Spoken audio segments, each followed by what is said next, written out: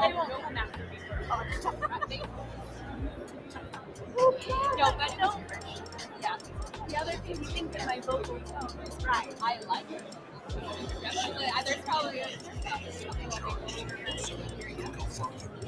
okay. So very nice to meet you too. Yes, absolutely. Have a wonderful rest of your time, and I'll be around. Yeah, I'll probably see me walk around. Bye. So let's just keep it live. Okay. So two things. It's still streaming. Okay. I turn on some music. Okay, cool. And then this is, I shut mics off. So Okay, that's good. off, and this one's off. Okay, So, mics, what's this one off? That's this. Okay, receivers off. And then this is, I like a little ambience because it doesn't then sound like it's just your mics working. So it's like a little room noise. So if you can turn this one on, it's that camera, yeah. Okay. So this one and that one, when you're ready to go, get those two mics on and you gotta shut the music off. Is that okay? Yeah. I'm figuring out a workflow here. I love it. So we're live, and then when I'm ready, I switch to that. And then when the stream is over, I switch to that, turn on the music, turn off the mics, and then come back here. Just go back to there. Yeah. Don't go to this. This will be the end of the day. Oh, okay. So let's just keep it going. And when you're done with the interview, say thanks and click that. And as long as you shut your mics off. Turn mics off, turn the music on. Get some music on. And okay, great. Right now we should be...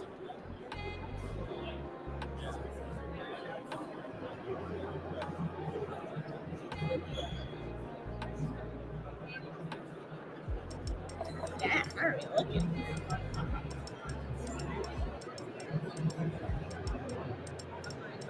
There we go. So that's what we're seeing now. Yeah. Got a little... That looks good. See, I didn't shut the mics off, so you're still hearing you guys.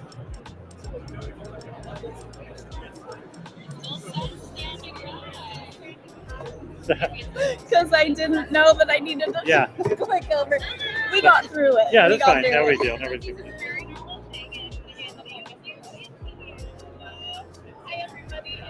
And now I fixed that, so it's not mirroring it anymore. Oh, good. Okay. Let's go to live.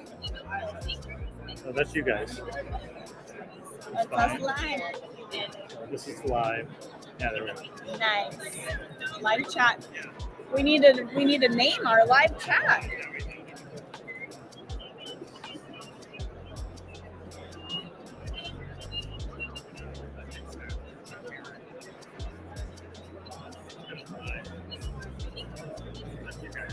Everything, I'm still hearing me. You're still hearing yourself? That might be that. You may have been standing right there.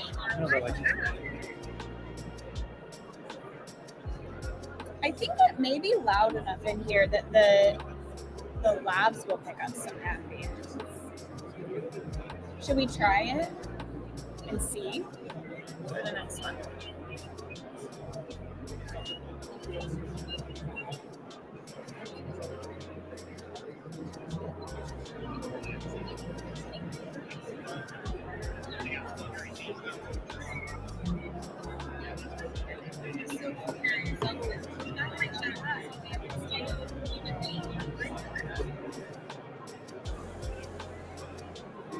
I think it may be loud enough in here that the labs will pick up some ambience.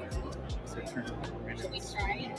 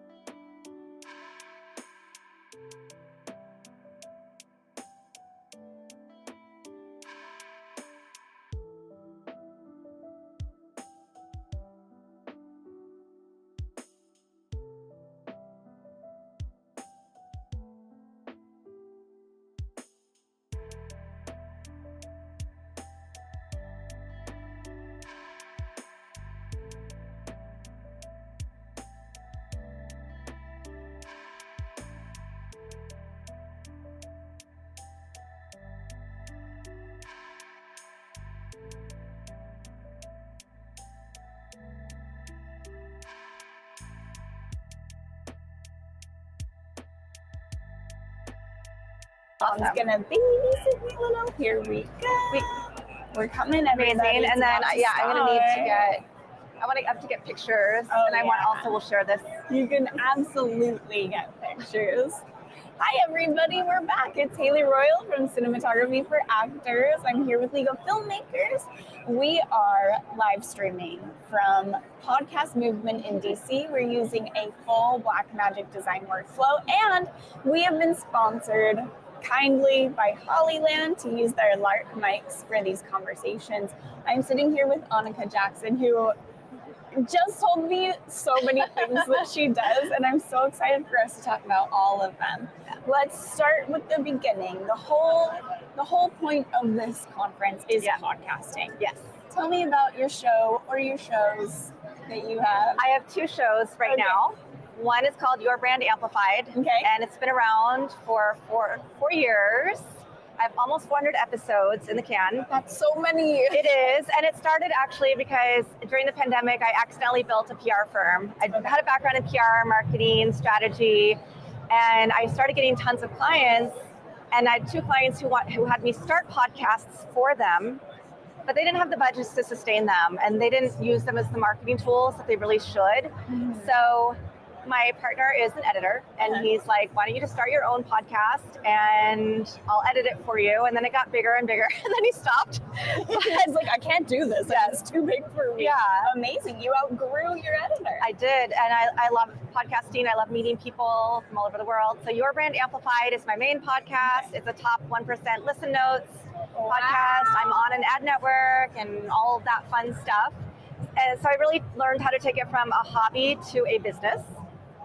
And then my other one is with USC Annenberg, and that is called Mediascape, Insights from Digital Change Makers. And that is because I teach for the Masters in Digital Media Management. Another one of the huge things that she does. And then I just created a podcast course for entrepreneurs who want to be serious about podcasting, and launching for the MS in Digital Social Media at USC in the springtime.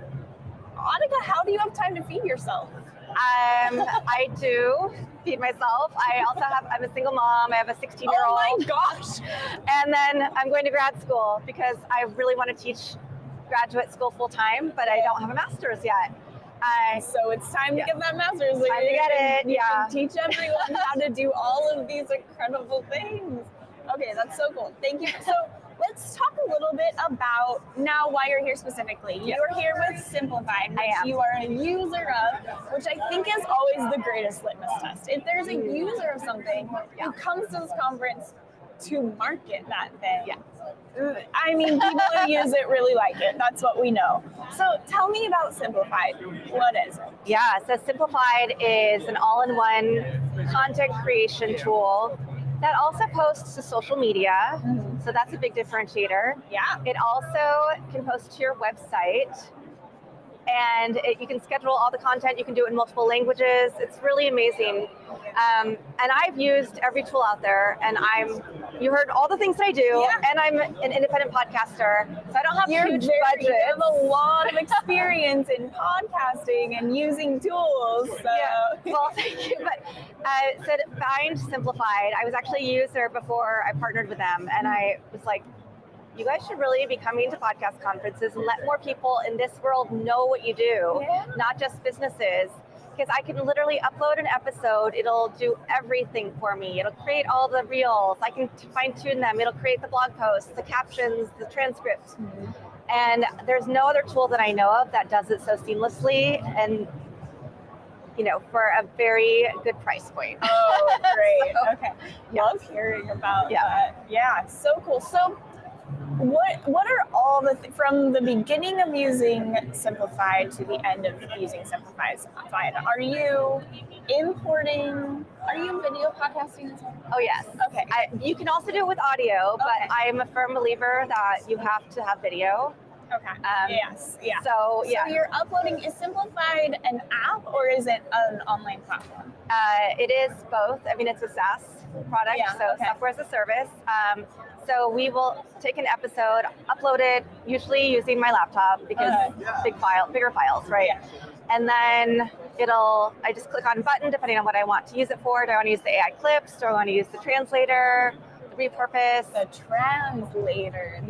I love to hear about that. So it's very accessible for, how many languages are there? Oh God, unlimited.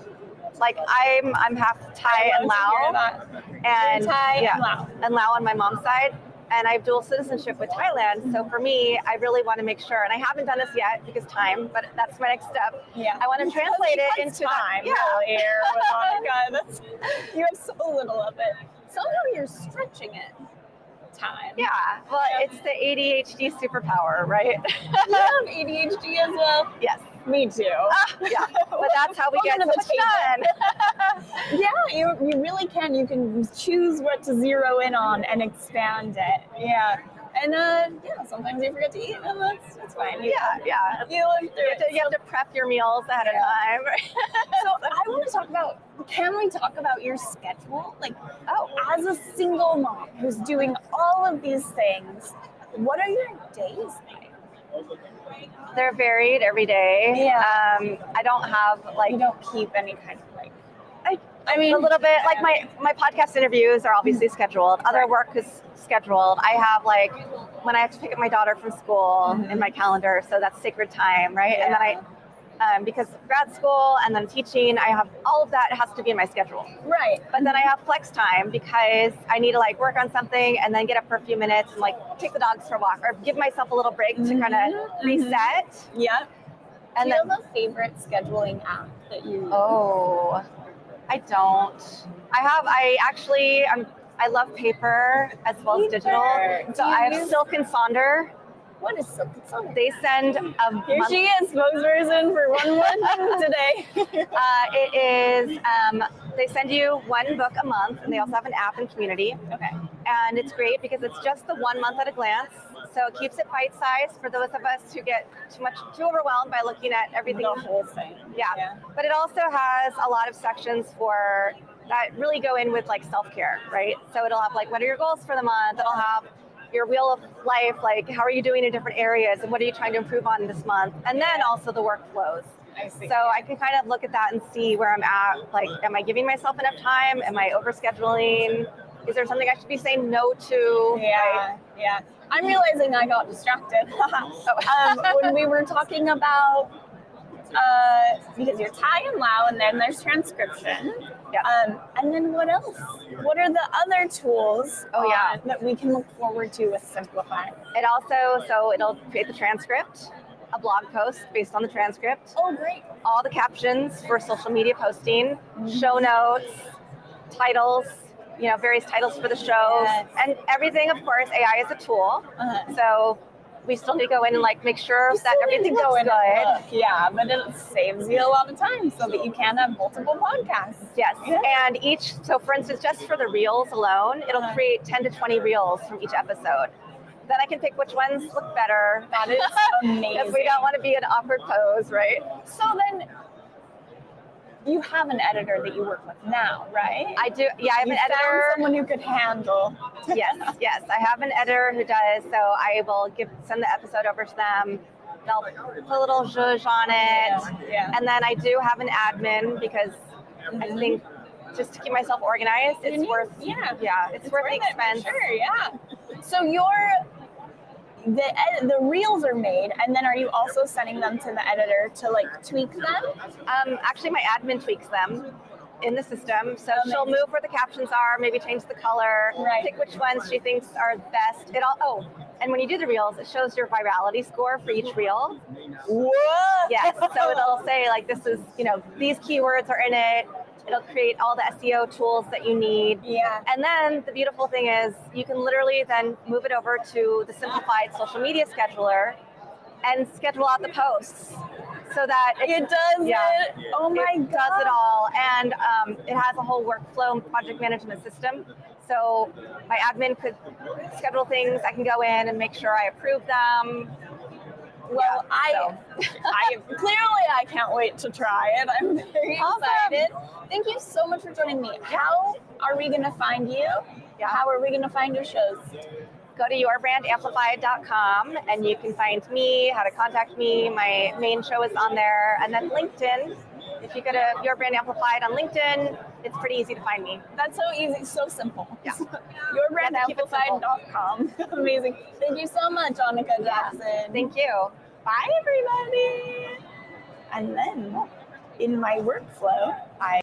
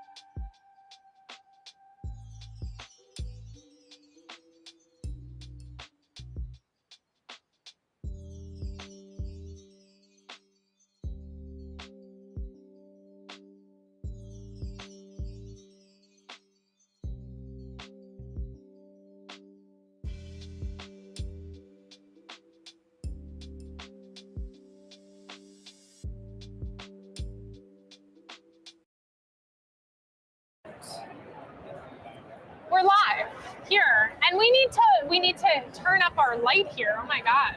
Will you go lighter on here? Just go up on gain. Hi everyone, this is me directing Haley. No, you're good. Or can it go up? What's it at? Well, go on the camera and just go up on gain. This is what Haley and I do all the time. Even if we're live, you get to see the process here. Thanks, Haley. I might fix it. No, gotta teach Haley how to use gain. Najir, tell us about yourself. Do a little improv joke. Yeah, okay. Since I'm here by what camera am I looking at here? You're looking this here. One? Oh, this one? Oh, it's Sorry. also on here. Okay, so I'm doing this by myself. And what do I say when I'm by myself? Go up on gain on that one. Oh, I really got to do an introduction. Sorry. Don't introduce yourself. I got it. Hello, I'm Najir Chambers. I am the owner and editor-in-chief of Big Gold Belt Media. Can be found at biggobelt.com. We're covering entertainment, fandoms, pop culture, all that good stuff. And you're like seeing stuff before everyone else is, so you know what's good and what's not. That is right. I am a film critic, film and entertainment journalist. So I do get the opportunities to check out some of those projects, some of those titles that you may be excited for a little bit early. And then once I'm given instruction by the embargo to be able to talk about it, then I'll let you know what I think. Oh, hell yeah. Okay, we had a panel this morning. I'm in Deanna. I'm the other half. I look like Haley, but I'm not Haley. I'm the other half of CFA, and we're here live from Podcast Movement, which for some reason we keep calling post-podcast movement. And I don't know why, but for months we've been calling it post-podcast movement. And we've been like, hey, are you guys going to post-podcast movement? They're like, what's that? No like, it's this big thing in DC. No one said anything. Anyway, but we're here at the Podcast Movement, and we're at the Black Magic booth. We got 3 cameras set up. Yeah. Whoop, whoop. There you go. Whoop, whoop, whoop, whoop. You know, and Haley's finishing off her breakfast and watches us on and is a good cheerleader for us. Thank you for being here, Haley. Was that sushi she was eating? No. She had, show us what we have, Haley. I thought it was sushi for a second. Ooh. Yeah. So this morning I had a quinoa bowl. Quinoa. So weird getting. I had a quinoa bowl this morning. Yeah. Oh, it was on your shirt. Sorry. I had a quinoa bowl. A quinoa hash is what they called it. It is. I expected a few potatoes. There were no potatoes. It is. Loves potatoes. It is tricolor quinoa. Well cooked, beautifully cooked. There are carrots in it, which. Quinoa triangles. Carrots for breakfast. Carrots for breakfast is a weird thing that I did break up with a boy for eating once, and now I'm doing it. So, wow. Sorry about that. Oh. Okay. There's excuse me. Are you an interview here? There's also zucchini, which I don't usually eat because I think the texture's trash. And also, it looks like spinach and kale and a fried egg on top. And it's really nice. Okay, thank you. Goodbye. Thank you so much, everyone. Applause. That poor guy got dumped for eating carrots for breakfast. Poor Have you eaten carrots for breakfast? Let's ask the hard-hitting questions here. You know, I don't vividly recall, but I'm not against it. Yeah. You know? Nothing wrong with getting little vegetables in the early morning. Yeah, you look so good on this one. Oh, the other one you look good, but this is like all the depth because you get like a little shadow contrast. This is looking good. You're looking good. All right. So yes, workflow was one of the questions that is hard to answer today. But now that I have you one-on-one, tell me about your podcast workflow because I'm interested to learn. Yeah, I think it definitely could be ironed out a lot better. Yeah. But there is a measure of doing it for so long and the consistency that everybody knows what their job and task is and what their deadlines for each of them are. But essentially outside of the normal scheduling, because that's how we promise our viewers, is that we have a weekly scheduled time that is live unless there's a holiday. And if it is a holiday, we still will air something at that time, which is pre-recorded, and then we'll just make we'll make do that week, because for whatever reason holidays always fall on Thursdays. Oh, and that's what you've realized. Yeah. Because every time you have to schedule something, you're like, well, it's a Thursday that day. Yeah. And some of my team members are a little bit more aware of that before I am. So we'll just do the recording beforehand. But we do have pre-show meet and chat and discussions about topics for the day. I've tasked that to one person, and they'll always watch the content. So we all have our ideas. And one person is the person that sets the show sheet. Then from that's what we kind of frame in terms of what's going to be the topics for the day. That's just what it's going to be. If we have any promotions to run, such as like advertisement, that's also incorporated with that as well too. Or we just block out that advertisement space each week just because something can happen. But also if there is not anything there, we're also promoting that we do have the space available for folks there. But then we go live. We go live at the set time. We go live and hour blocks. And after that, I guess is where it gets more interesting. Now, what was said on the panel that it feels good to know that other people do it as well too, is we try to do as much as the producing live with the lower thirds. So nice. Tickers as well too, to kind of, keep that little engagement. What is a ticker? So a ticker is basically, and you've seen it all over the time, probably didn't even really realize what it's called. CNN update, that thing that goes across the bottom. Oh, like the yeah, okay, got it. That's the sound it makes in my head. So yeah, we have that. Sometimes it runs the topic, sometimes it runs there's breaking news. We have that as well. But it adds to the show production. What do you break news about? It could be anything that could have happened on that day. Cool. With like, again, if we're talking pro wrestling or combat sports, we could just talk about like, I don't know, WrestleMania has been announced to be in Vegas next year. Got it. If it was announced today, so WrestleMania 36 will be in Las Vegas next year. Stuff like that. So it is relevant blurbs there. Sometimes it could be even the question or the topic, so that when the live chat comes in, the live chat can also see that whether they're a mid-discussion or just peeping in, peeping out, they can add to it. Live chats can also be inserted into the discussion as well. So we, again, as I always emphasize about the engagement with the viewers, when you get to be a part of a chat, but then not only does your chat become a part of the show, but your chat can also change the direction of the conversation. That small reward for somebody keeps them engaged, keeps them wanting to come back.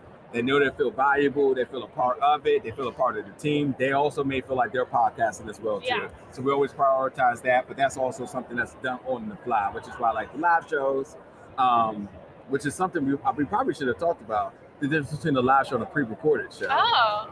About how the engagements are done. So like you enjoy tell me about it. Tell me what we should have talked about so we cover it here. Yeah, growing live shows are like vital. Got it. It's the readiness of the information in the news, but it also because of the participation of your fan base.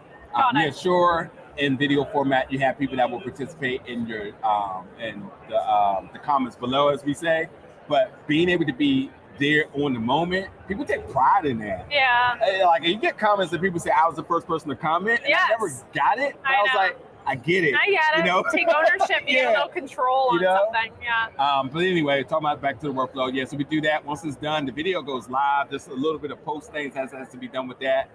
We do the graphics beforehand too. Got it. Metadata and all the descriptions and all that's already done beforehand. It's already preloaded. Only thing that happens beyond that is the stripping of the audio, and then the audio uploaded to our SoundCloud, our audio hosting platform, which is SoundCloud. Oh, cool. And then SoundCloud does the distribution to all of the others. I haven't used SoundCloud for that. I don't blame you, because I might be out of there soon. Really? Yeah. It's not the perfect platform for it? It works, but like they haven't done anything to upgrade your platform in some time. And can you upload video to SoundCloud? No. Got it. So do you only do YouTube and for socials then for a video? Or? I do, yes. That's right. Well, when we do go live, we do stream to Facebook, X or Twitter, and Twitch. Yes. But X does keep the archive of it, but it's not really like a directory for it. You just have to find a tweet that it was on.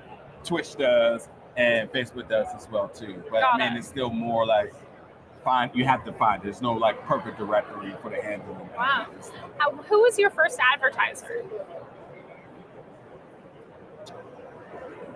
Are you allowed to say it live? I am. Okay. So we promoted with independent wrestling companies as well too to help get like the local word That's out. Cool. But I think the big first advertisement was oh my God, it's gonna slip out of my head. Is it AC Greens? Is that what it's called?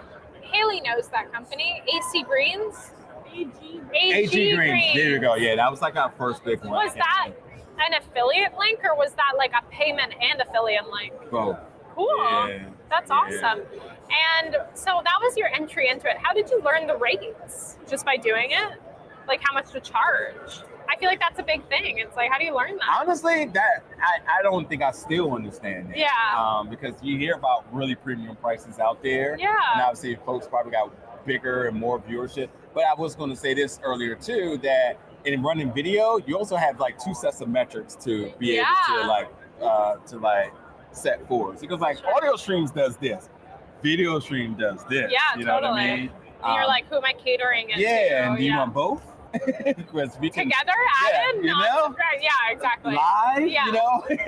so it's a different thing. So, and again, through all of that, we really don't know what's considered at least for me, I don't really know what's considered a substantial amount. Yeah, me neither. It's kind of one of those things. It's like, help me help you. Yeah, and like hopefully you're growing that number. Yeah. And that's it. Yeah. That's really cool. What's one of the biggest mistakes that podcasters make? Spending too much money and stuff. Yeah, investing in too much gear. Yeah, buying your equipment during the pandemic. Yeah. Worst mistake for everybody because everything was gouged. It was really insane. Wow. A Logitech camera that was just normally $50 was like $200 because everybody had to work home. And with folks having to confine to working from home, also gave people the idea of like, oh, maybe I can podcast now. But I will say like the perception of podcasting changed during that time too, because I laugh about how, and I have a professional broadcaster on my team, and I was telling him about like how what was considered to be a professional broadcaster, the optics of that was in studio. It had, not even just a studio, but you had to be in like the studio, like one of the big ones and whatever. But because of the pandemic, some of the biggest journalists, talk show hosts, and whoever was doing it from home. In their basement, or in their kitchen, whatever it is, and they had their backdrop with their books or their trophies, whatever it was, and it was considered okay. Yes. But the slanders to podcasting at home before that was like, oh, you're no real this or that. Totally. You're doing it at home, blah blah blah blah blah. Which is cool that it brought not down the bar, but it reestablished that we were able to like be good creators without having to go somewhere to do it. Exactly. And so, because of the idea now that it was an even playing field, everybody's first idea was like, need the best. It's my time. Yes. If I'm going to do this legitimately now, I need the best. What's the best brand? It's everybody. How many times have you heard that question? Is what's the best? What's like, the what best does that camera? mean? What's the best microphone? The stands. What does that mean? Yeah, tripods, all of it. Yeah. And like even like nightmare. Even with having a good camera, good cameras require a lens. And then it comes back to the same question. What's the best lens? Yeah.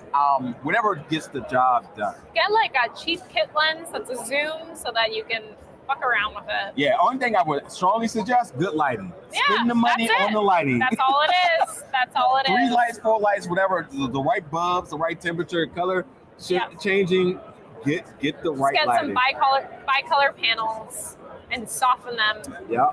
And add a little contrast. And then your camera and your lens and you will all be happy. Yeah. That's all you need. You can have like, again, your cell phone, you can have... It'll still look good. Yeah. I don't want to throw any brands out there, but you can you got to sponsor him first before he promotes you. You can get anybody and anyone, and it will suffice.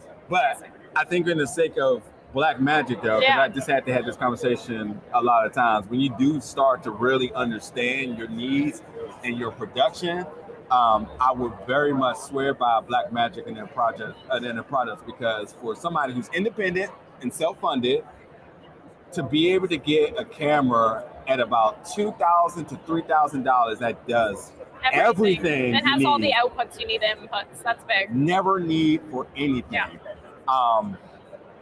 It's I don't think there's a better selection. Yeah. And I've said it on the record numerous times that having it in certain spaces commands a certain measure of like respect.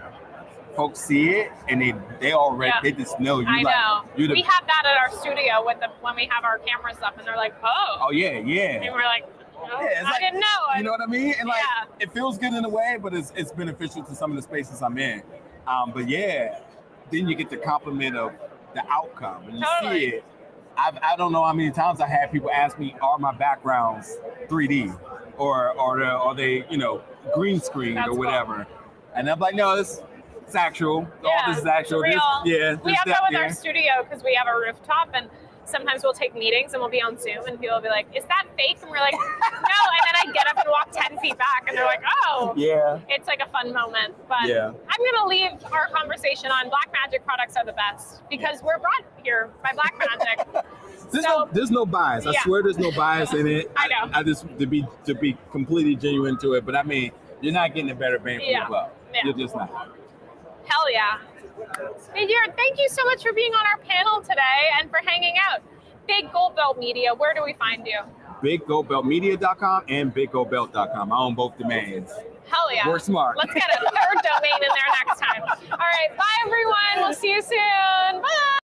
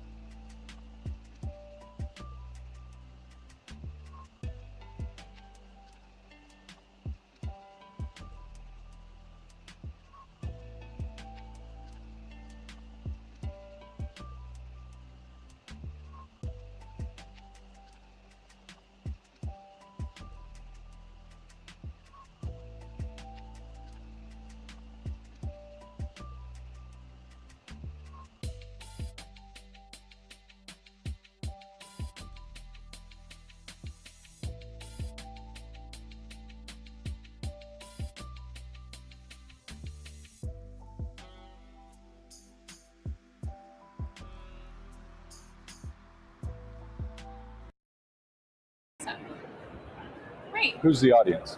Everyone. It's filmmakers mostly. Filmmakers. And creatives, yeah. All right. Yes. So I like knowing the audience so that I can at least be somewhat relevant. Can I put you on a little mic? There you go. Awesome. And I'm going to do it to my shirt. Let's do this. Yeah, great. This way. Amazing. And we're back. Hi, everyone. We're back at our Black Magic booth, and I'm here with Roger to talk about the difference between finance, accounting, and bookkeeping, because he has a whole podcast to tell you about it. So you'll listen to his podcast, obviously, but here's a little introduction to Roger. Hey, Roger, how are you? Very, very good. I appreciate this. This is going to be kind of fun. I know. So what do you want to know? Well, first, tell us about your show. So it's called Building the Premier Accounting Firm. It happens to be for individuals that are the owners of bookkeeping, accounting, and tax businesses. We essentially work with them to build what we refer to as the premier accounting firm in their area. Oh, fantastic. Yeah. So what is an accounting firm? You told me different than finance, different than bookkeeping, but tell me like the differences. So essentially the difference would be in the finance world, typically you're looking at how do I take the monies I've earned and invest those and actually save them for a rainy day, retirement, and so forth. Accounting is more the tracking of what that consists of. You have your personal finances, but in business, you're trying to create your balance sheet, your income statement. You're trying to, with your cash flow statement, make decisions in an intelligent way. And from an accounting world, we're trying to educate the business owner as to how to use that information purposefully so that they can run their business more profitably. Wow. And what about bookkeeping?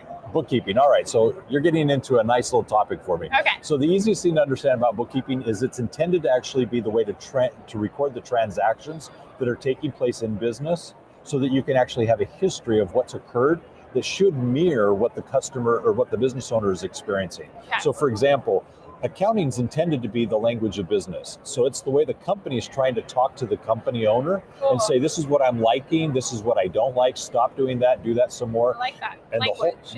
And so what we're trying to do as an accounting profession is be the interpreter. We're trying to be the translator of what that business is trying to communicate so that the business can use that information to intelligently make a business decision. Fantastic. So what's happening as it relates to bookkeeping is we're in the process as bookkeepers to actually take all the transactions, record them, and in a timely and accurate way, give that information to the business owner so that they can use that to run the company.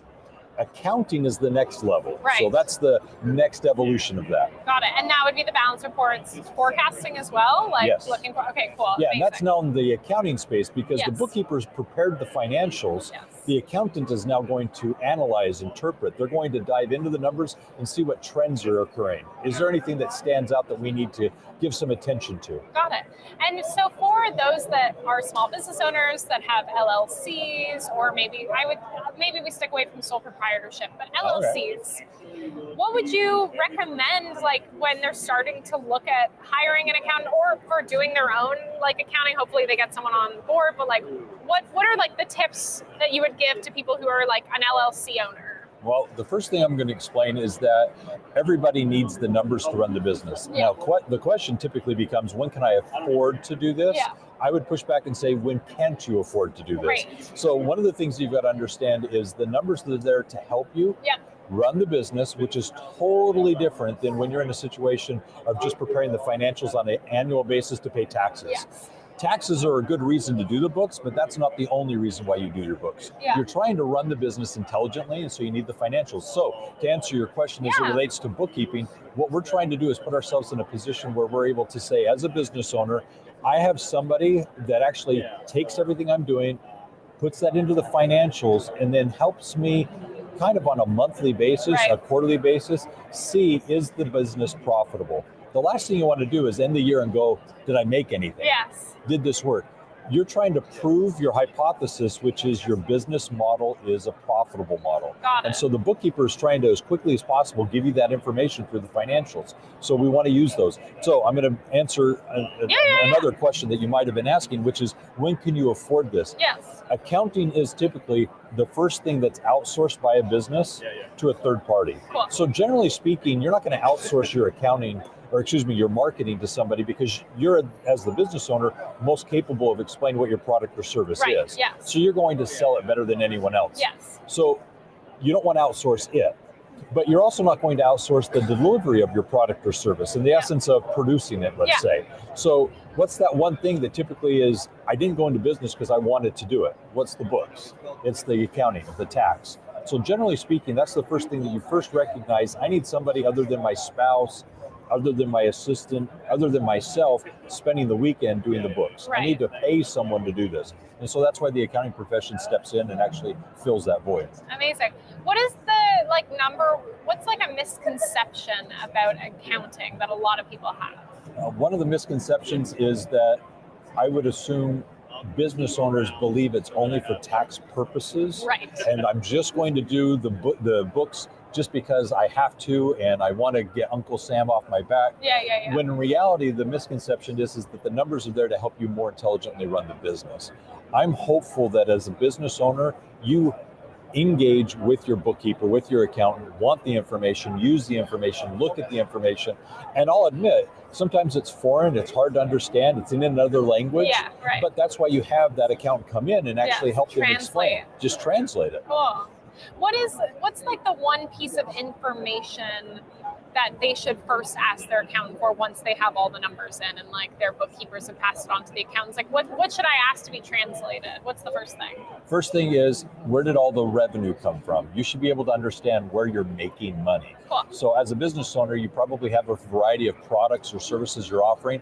So where is it that I'm making money? The next question then is how much of that money I'm making is actually going to the gross profit, which is to say, with COGS, you're paying all the immediate costs associated with the product or service. Yeah. I want to know, after I've paid the vendors to create that product or service, what do I have now to operate the business with? So that's your gross profit. Right. I want to know what percent of the money I'm earning from the bills I'm charging make it to that gross profit line. That margin's hugely important. The next thing is now that I've got the money, from an operating point of view, I want to know how much can I save and have at the bottom line, the net profit. So I have my operating expenses. I'm interested in knowing what percent of that goes to that net income, that gross profit. So these are ratios that you want to manage and watch because it's the lifeblood of the business. Right. It is the business. It's the hobby. Yes. So all of a sudden, if you're able to understand, okay, if I'm charging $100, but it costs me $20 to create that, I get 80, can I pay all my bills with 80 and have something left over? Yes. And that's the easiest way to explain, okay, as a business owner, what should I be looking for in the business? The second thing I'd add is the distinction between cash and accrual accounting. Probably too much of a conversation for now, but at the end of the day, it's just what is the difference in knowing that difference? Okay, and they can know that difference by listening to you, right? Yes. On your show. So tell us about where we can find your show. What's the name? Where can we find it? So obviously I'm going to say it's anywhere you listen to podcast episodes. Great. So there you go. But it is called the Building the Premier Accounting Firm. It's essentially where we talk to business owners, we talk to advisors as it relates to how to be successful companies. So although it's directed towards or intended for owners of bookkeeping and accounting businesses, I can definitely tell you that most business owners enjoy the conversations. Awesome. Roger, thank you so much for being here. I'm so excited. And yeah, it was a pleasure. Appreciate it. We'll see you guys soon. Bye. Great job.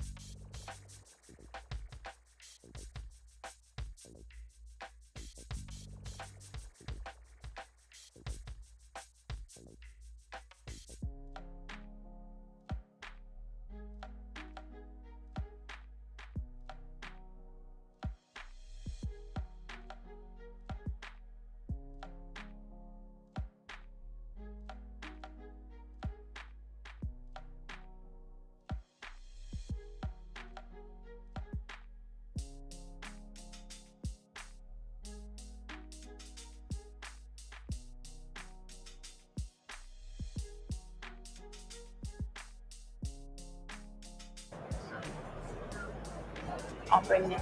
I'll mute it. I'll just turn it off. Hi, everybody. It's me again. I'm back. I took a little break. I had my breakfast, which a lot of you saw. And I want to make a note that I was wrong about the greens. It's collard greens that were in there.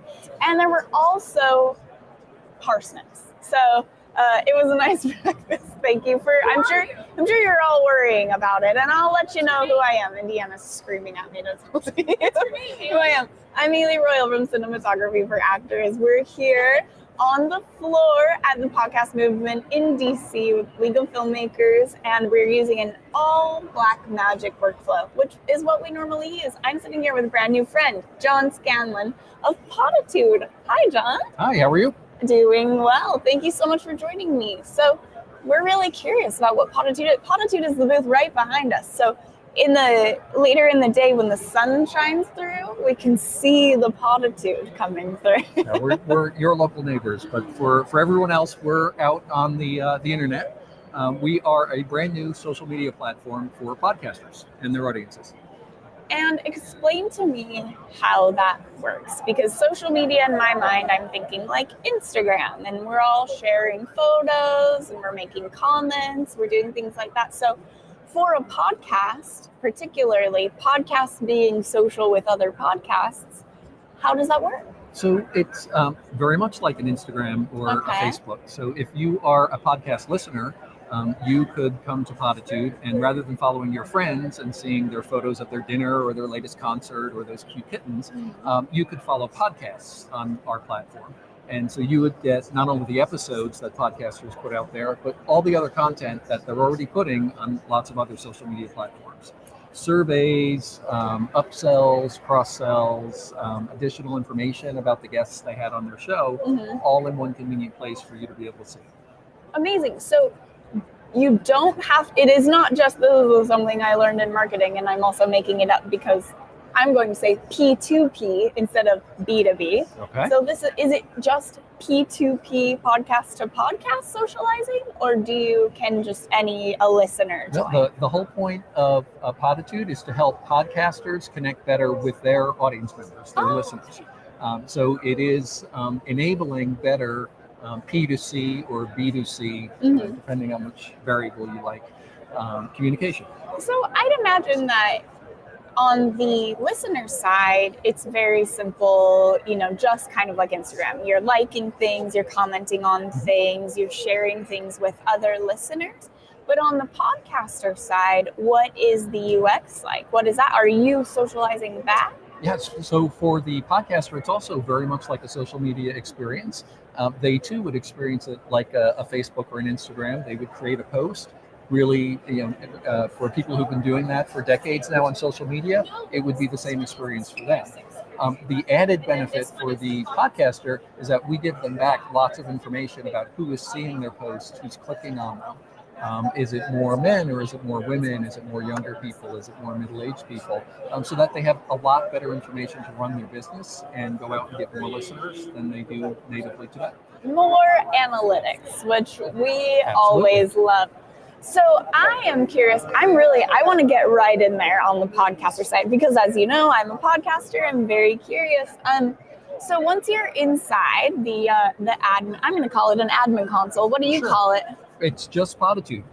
Once you're inside your Potitude, is it like you can have a multiple number of seats for people to be an admin on that, or is it one email, one podcast, one person running it? Is it a team building kind of thing? Yeah, great question. No, it's unlimited. You can, if you are the first person who signs up as the podcast owner, you can delegate responsibility to as many other people that you want to help you manage the whole process. Is there an extra cost for that? There's no cost at all to podcasters and no cost Say it to again consumers. to that camera. There is no cost at all to podcasters or to consumers. Wow, amazing. That's so great. What a way to make things accessible for people, make communication interesting and exciting for people when they don't have to pay for it. You know that I love that very much.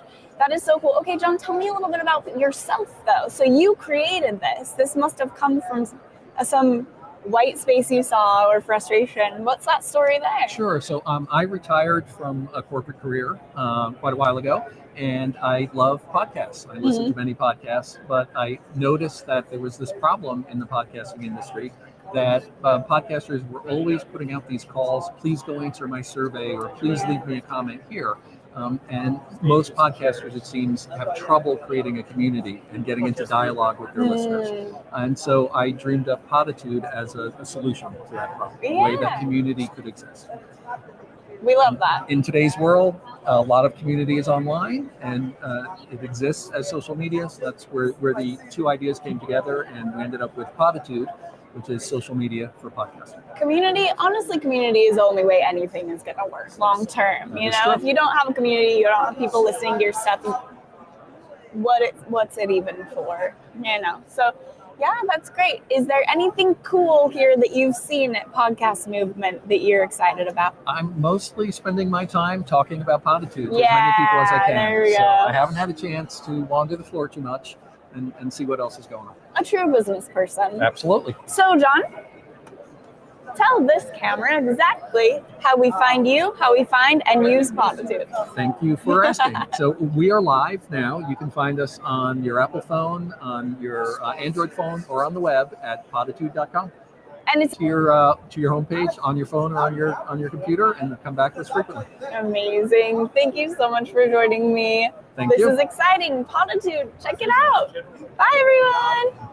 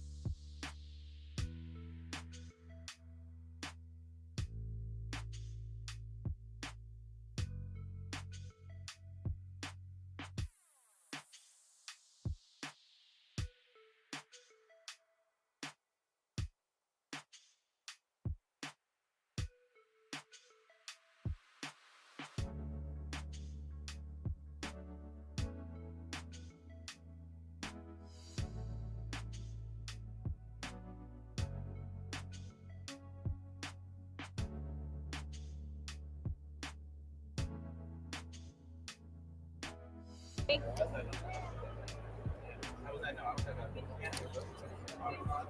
Nice. How fun. Yeah. We're divided. That's right.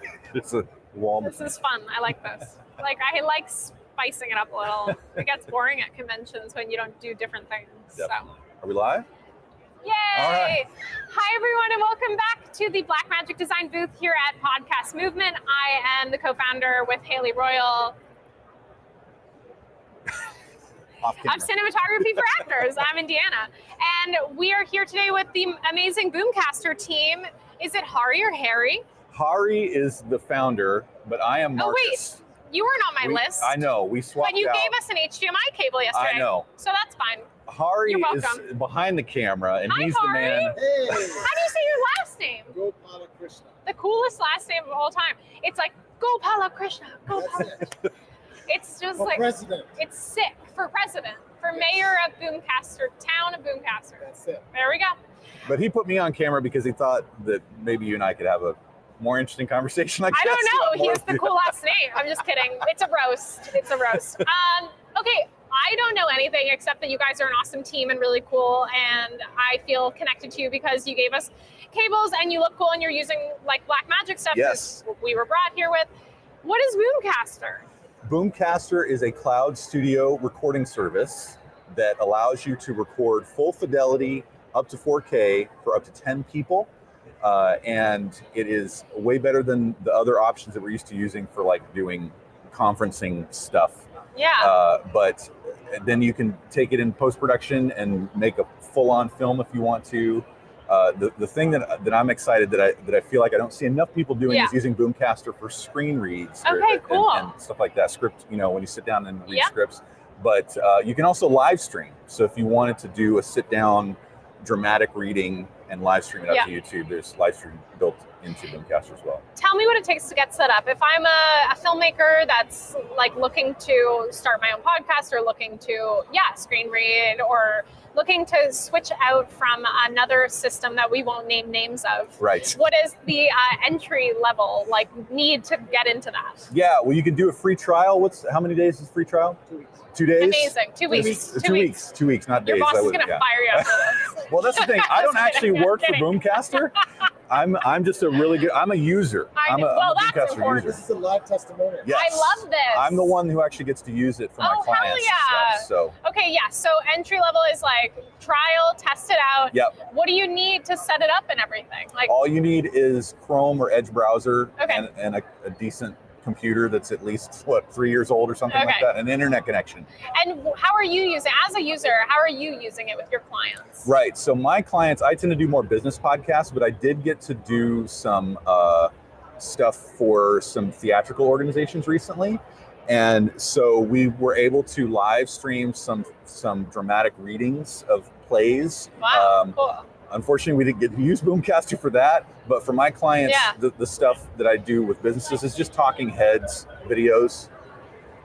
Oh, yay, John's here John's on. delivering iced coffee, and I switched it so we could look like divided in the Boomcaster things. I thought it was fun, Go ahead, sorry. Yes, so I will usually send a microphone Yeah. out to important people and have them interviewed by my clients. And then I will take the full fidelity recordings and then edit them together in post-production for, Oh, and Yeah. how old is Boomcaster?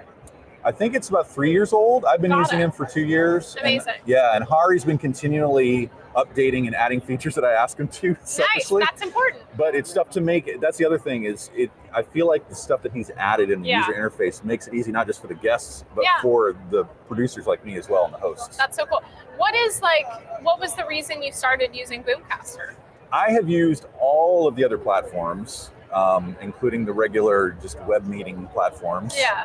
And there was either a quality issue that I ran into or a reliability issue where I would lose a guest or I would drop out and completely lose the recordings. Yeah.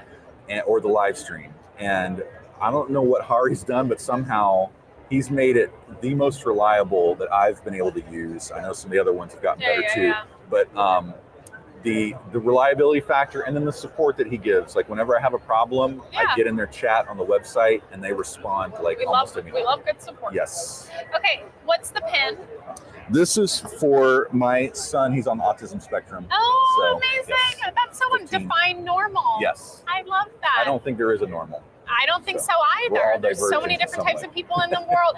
And we, Cinematography for Actors, we focus on, we work with the disabled film community as well. Very cool. And it's our favorite community only because we have so many stories that have not been told before. Yes. And we're getting new ways of visually seeing things. Yes. Or auditory, like the way things are recorded or ideas that those filmmakers have. And it's been like a world-opening experience for us over the past year of working with these filmmakers. Yes. And a lot of them are on the spectrum, and it's really, really cool to see what stories they're creating, whether through animation and just drawing, or like actually capturing things with the camera that we wouldn't even shoot like that frame or think about it, you know? Absolutely. And there's such a world for that, so I love that. That's so wonderful. I'm really hoping my son will be able to work with me in editing at some point. I'm sure. Yeah. I'm sure. Right now, I'm he sure he'll doesn't have care. all these ideas. Yeah. Yeah. I love that so much. And so how did you and Hari meet?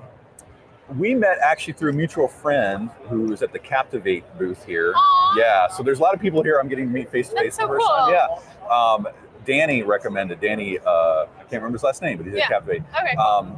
He said, hey, you should check out Boomcaster, and I did. And I'm like, I love this. We're swapping over. Yeah, hooked me up with Hari, and then Hari and I have done some live streams and stuff too. And Great. Yeah. So we need to switch over to Boomcaster is what I'm hearing. So Haley, Yes. that added to our to-do list. We got to switch over to Boomcaster. And we have a discount code going right now too. Oh, So it's amazing. 75% off for attendees here 75% off for attendees. for 3 months. So if I'm live $5 a streaming month. this, I don't know.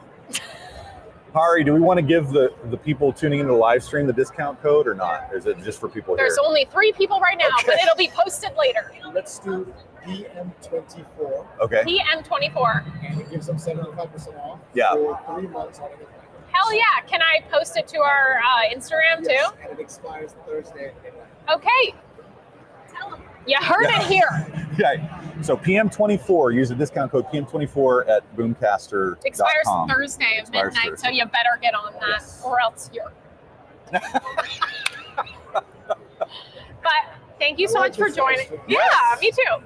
So thank you so much for joining us. Hari, can you come? Because we want Yes, to know we who need the to see face Hari. is of the company as well. Oh, yeah. This is Hari. He's the man. Gopala Krishna. Very nice. She And did it right. yeah, and so now at like future conventions, people will feel familiar to come up to you both and be like, Fantastic. I saw you like the Boomcaster. Because what we're gonna do is, yes, we're live streaming to like a small number of people, but we're also gonna cut all of these blocks down and post them on the podcast platform Nice. so that people Beautiful. can learn about like what we're doing here. Because it's our first love it. time at a podcast convention. So more to welcome. come.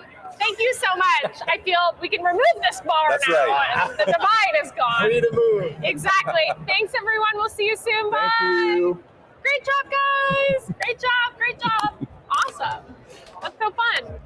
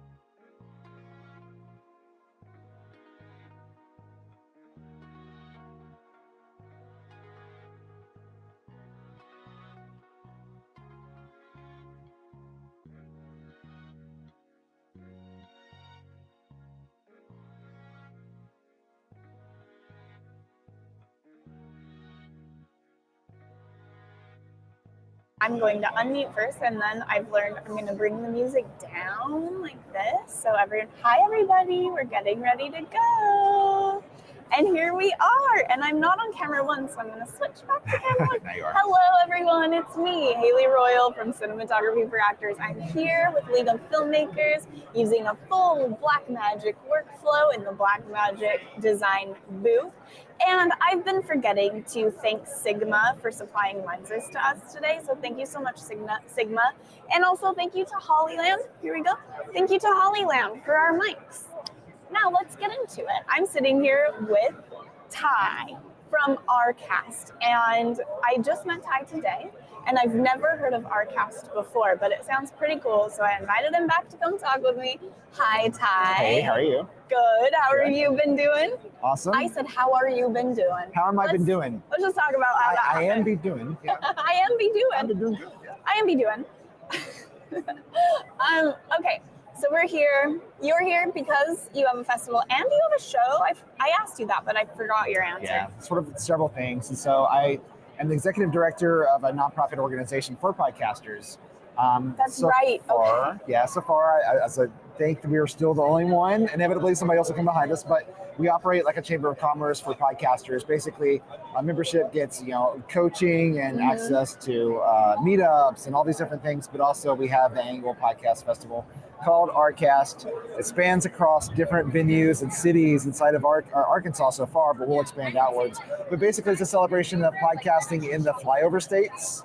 Okay. Yeah. I'm sure you're familiar with those, the ones you see when you look down on the airplane. Yeah. The ones a lot of the time you can't even see because you're so high in the air. But as an actor, because if you want an acting career, right, back in the day, you had to go to New York or you had to go to LA in order to get that established, right? Because that's where the industries were. Yeah, right. With podcasting, it's anywhere. You can be absolutely anywhere, even though the industries are they're usually coastal, right? Even though we have events like this where we're in Washington, D.C., everybody's sort of gathered here today and it's awesome and it's very cool.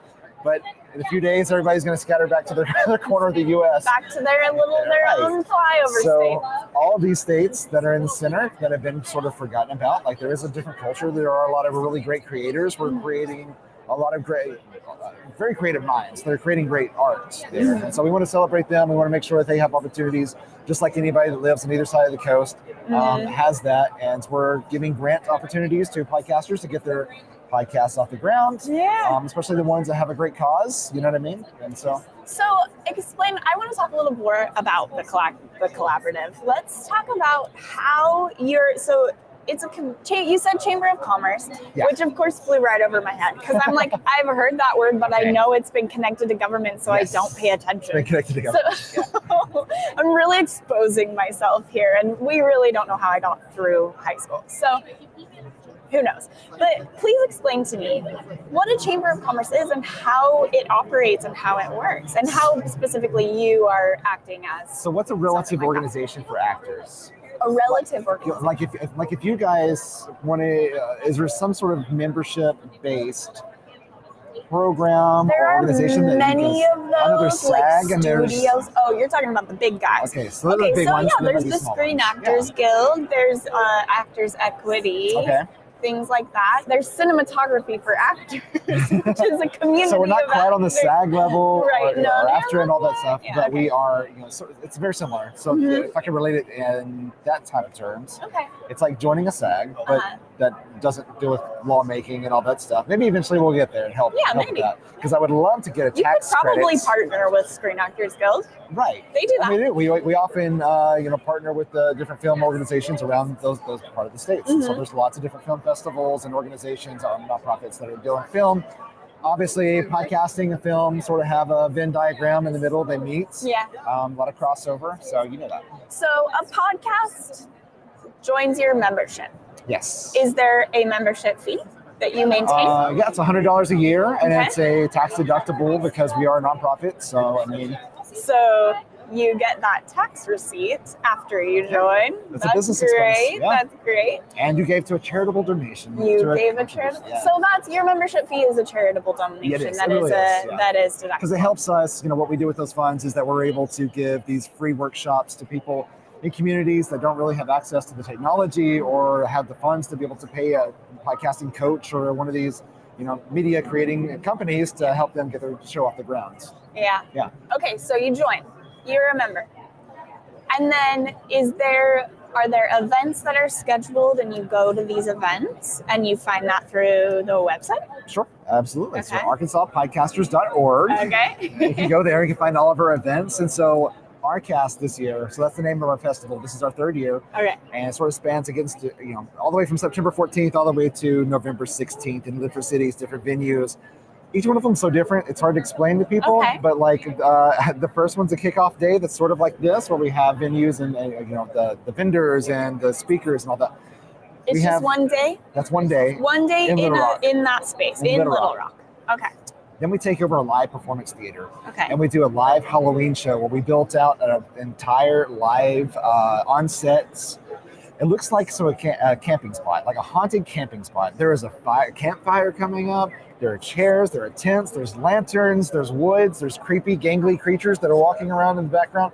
Costumes encouraged. We've got all these guests that are coming in that are like independent horror film directors and ghost tours and ghost hunters. Anyway, so I'm into that one. If you can't tell, that's what I'm looking for. Did you say that's 3 days? That one's one day. One day. So one night. So far, RCast has 1 day only event. Yeah. So there's this September 14th for the one in Little Rock. There's October 16th for the one at the Ron Robinson Theater in Little Rock.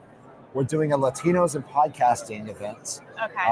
I don't speak Spanish well enough to go on stage or to talk to people, but I'm happy to have put this together and bring in the proper people who know what they're doing and know the space. That's on the 19th of October. And then November 14th or 16th, we got 3 days where we're going to be in Fayetteville, which is the headquarters. If you didn't know, in Arkansas, it's the headquarters of Walmart, Tyson, and J.B. Hunt. Oh. They're all right there. And so you're going to have a lot of lasagna, is what you're saying. Lasagna. Yeah, Tyson Foods, Tyson Foods does frozen lasagna. Okay. I grew up on that stuff. When you say Tyson, it's a frozen chicken, lasagna. But lasagna is interesting. Was it frozen chicken? I mean, I think they do frozen. I don't know. That's Tyson Foods. It's frozen foods. When you're in Arkansas and you get chicken, it's probably from Tyson, some way or form or fashion. All right. Yeah. I had a friend growing up named Tyson. Okay, this is a nice tangent. I like him growing. He didn't make frozen food. Okay. Where's he now? You know what? I do not know, and I wonder about him all the time. Okay. Where are you, Tyson? Yeah, Tyson, if you're out there, call the number. Call the number on the screen right now. Yeah, he was dear to me. Anyway, so that's 3 days. Uh-huh. Okay.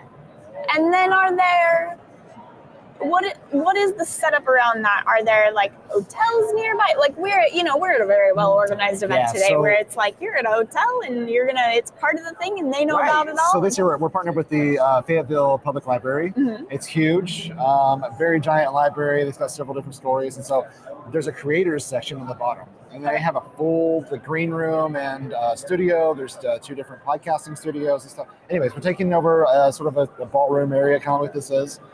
And we got speakers coming in. A lot of the speakers are actually here for this event, and some of the sponsors are here for this event. Riverside and Dystopia, it sounds profitable. And Xavier, some of the speakers that are here. Nice. So yeah, that's really why I came here to learn, of course, so I can give back to the people that are our members, but also to connect with people like yourself. And to connect with the people that are going to be there with us in November as well. Yeah. This is so exciting. Yeah. I'm so excited. I had no idea about any of this. So we cap it all off the very last day, the very last night, is going to end with a podcast pitch contest, where if the top 3 winners, they're going to get a certain prize from Dystopia, which is free podcast hosting with their company. But the main winner is going to get lifetime hosting with them. And I don't know if you know, but their platform does pretty much everything. From selling merch to hosting your podcast. Cool. To all this stuff. Yeah, I met them today. Good, they were telling me all about it. They're amazing. They do merch. Yes. You can drop ship your merch with them. So that's pretty cool. We'll be filming the whole thing with Black Magic cameras. So there's the tie-in. Here we go with our Black Magic workflow. Which we always use, yeah. We love I'll probably using the same Stream Deck that you have here. Nice. Yes. Here, we'll show you guys what we're using. Yeah, for sure. That thing is awesome. Yeah. It is awesome. What I really like about that is I don't have to have a separate video capture card to stream live. Yeah. I plug in directly HDMI from my 4K Pocket Cinema, what I use, directly to my streamer, directly to USB-C to my computer. Amazing. Yeah. That's how you know. Ringing endorsements we are fans here. Yeah. Okay, I am so excited about this. Thank you so much for coming here and telling me everything. tell this camera right here how we find you, how we find the festival, Yeah. how we get there. You can pretty much find any of the information that you want to know about us, me, anything. You can contact us. It's at arkansaspodcasters.org. And we're not exclusively to Arkansas. It's just in the name, okay? That's where we were founded. That's where we're at, but we serve U.S. across the U.S. So You get that because you know cinematography for actors is more than just cinematography for actors. I know you do. There we go. There you go. Okay. And is that the way? arkansaspodcasters.org. Is there an Instagram? Oh, yes. There's Instagram. There is, I think, Instagram, Facebook. Threads has been really popping off here lately. For you? Yeah. Nice. Yeah. We don't do X, so I don't know. I don't know. We're not on that. So Listen, nobody's doing that. Okay, here's an aside. Yeah. Well, thank you so much. So cool to meet you, Ty. No, thank you. And congratulations on your vest. Thank you so much. I'm so glad I ran into you. Yeah, me too. Thanks, everyone. And I'm responsible for turning this off. And we're still live. We're still, figuring it oh out. my gosh, we're still live. And we're out. Bye, everybody.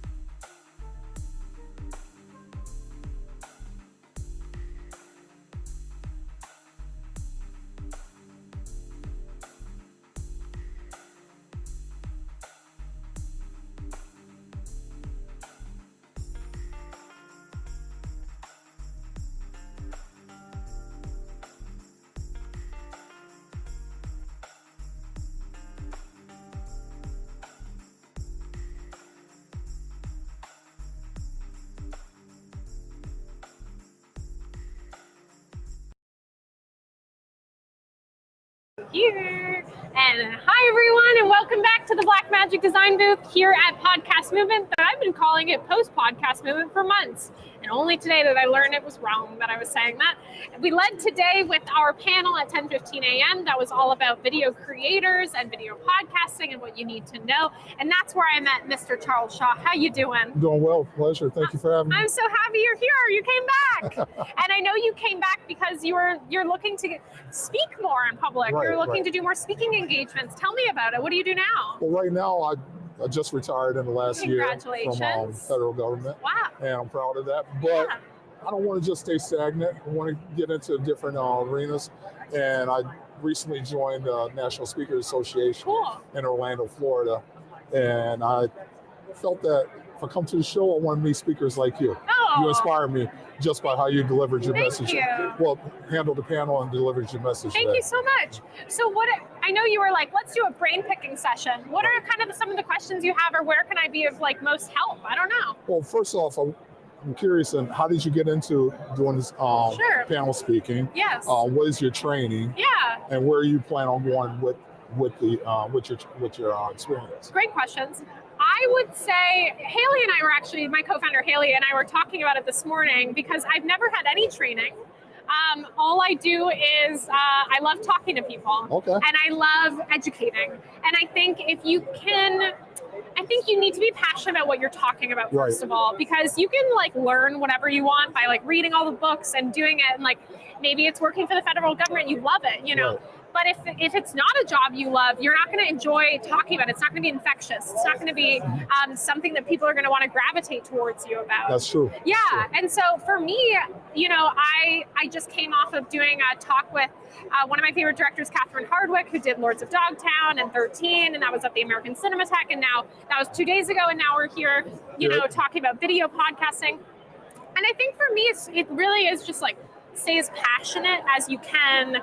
Like, only speak about the stuff you're really passionate about, because otherwise people are going to know immediately that you're not. Oh, yeah. And as for like training, I think because I've been doing podcasting for so long, I love educating. I end up doing a lot of guest lectures. So I was at Cornell doing a speech there for 2 days, doing like classes and then like speech stuff with them. And then I've been doing multiple like universities, and I come to a lot of like trade shows and end up being put on panels.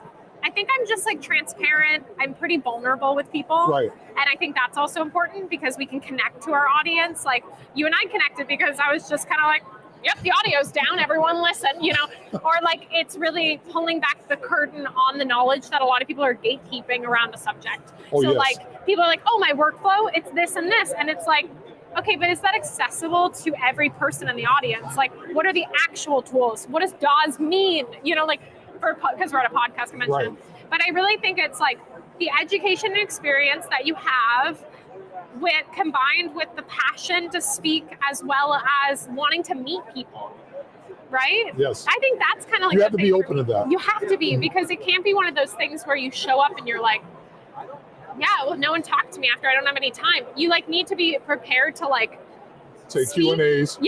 Yep. And then after you're done, walk off the stage and be prepared for an hour of conversation with different people, which are going to come to you about anything. I think I got in touch with you on the second step. Yes. I didn't even let you get off this. I love it. And that's what I love, because it means like hopefully what you've said, even if someone's able to, the way I work, I love being able to give someone in a 30-minute talk at least one piece of information that they can learn more about. So whether that's Frame.io, I mentioned a software during, or whether that's collaboration and finding your voice, or like, do I want to co-host, or am I going to be a single host on my own? Right. Like, what is one piece that they can find resources or research around and further their education around the subject, right? Like, you can, it's like you're saying, it's the fire faucet, the hose coming at you, and you're like, what do I stick with? What do I take? It's hard. Well, what I've learned here is that there's so much information coming at you. Oh my This gosh. is just day one. Yes. I've tried to take good notes. Yeah. I took good notes. Yeah. But I came in, and I think the way that you should handle a convention like Yeah. this, come in with the understanding that you're not going to be able to get all the information that Yeah. you want, but streamline it. Yes. Streamline it to Yes. the information that you can Yes. take back with you Yes. and remember. I agree 100%. And your other question was like, how did I find speaking engagements Right. and stuff? So mine have all been two things. One, I got to know, like, I just organically. Networking? Yes. There you go. I love networking, but I love making real relationships with people. Yes. So like Black Magic, like John at Black Magic, we've known each other 2 years and they know what I'm doing. I keep people up to date on what I'm up to, because then if they're like, oh, we're going to a podcast, you guys have a few podcasts. Do you want to come to that? You know? You said that you're going to share this with me. Yeah. Could you tell my audience what Black Magic is all about? Sure, yeah. So I am the co-founder of Cinematography for Actors that was contracted by Black Magic Design to come here today. Black Magic Design, pretty much workflow solutions. So they manufacture cameras that we're shooting on right now. Right. We have 3 cameras set up. Then we also have a switcher here, which allows you to have audio intake and video intake. And then you can obviously switch between the cameras without having to manually operate them. And in addition, they make like stream decks, so storage for your streams that are coming in, as well as Resolve. So like DaVinci Resolve is a free color software for editing that you can download right now. It's entirely free. When you upgrade, obviously that's when, you know, you're going to get like your VFX stuff. But for the majority of us, you're only ever going to need the free version, and it's amazing. Okay. So it's workflow solutions, everything from the shooting to the post of workflow. And like, they're a great company and they sponsor us. They work with our podcast studio. We have a few of their cameras, the 2 that are shooting today. But yeah, I would say like the networking, honestly, of just spending time at booths, once again, you're passionate about to learn, keeping people up to date all the time. And then also the way I find speaking engagements is I literally ask people, I go, I'd like to speak at this. How can I do that? Like, in nicer words, but I'd like to be on a panel. Do you have spots for a panel? Right. And the majority of people who are organizing festivals and conventions they need to fill that gap or fill that void with speakers. So if you can bring something that you're like, I'm really good at talking about this, can we do a panel on fiscal sponsorship? Right. Yes, you can, because no one else is doing that. Find your niche, know how to talk about it, and be prepared to talk at length about it for years. Right. Yes. For example, yeah, you had to learn Black Magic. Yeah. In depth. Yep. You had to learn your panel.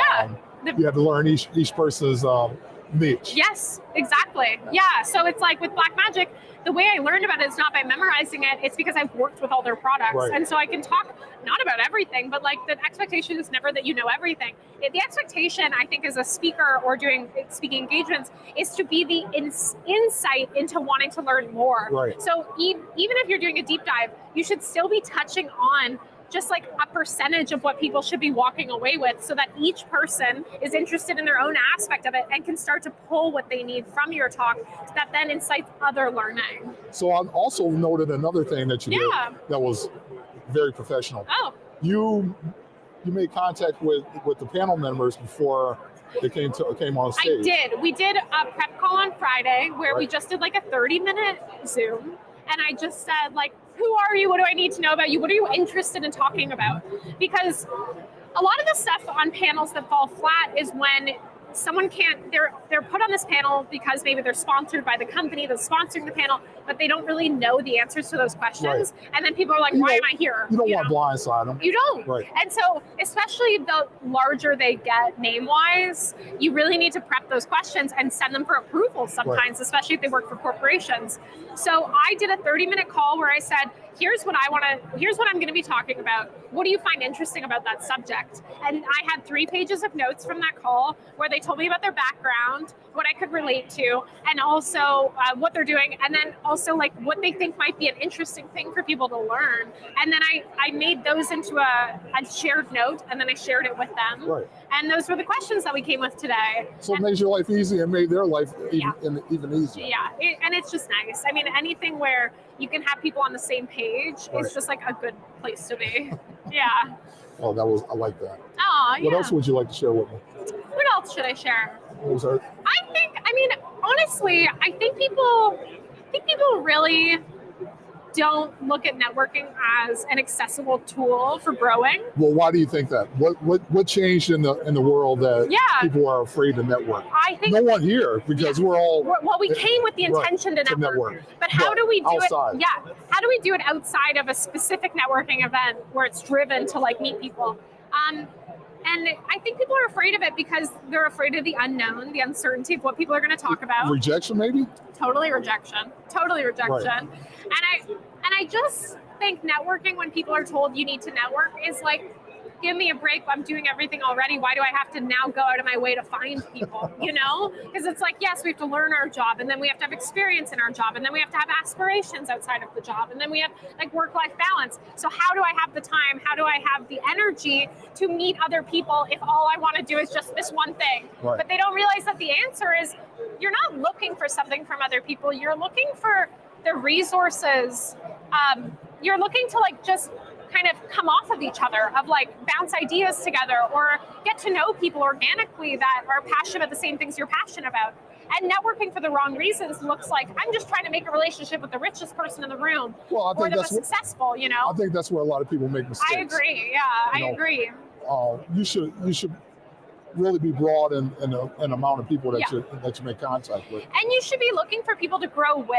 I always am. Relationships go. That's it. And also, we grow individually in our careers, and you never know like who you might meet now that you don't know how they play in, but later, 5 years later, they're like, hey, I remember meeting you at this thing. My friend is doing this thing. Would you be interested? Right. That's what's happened to me a million times over.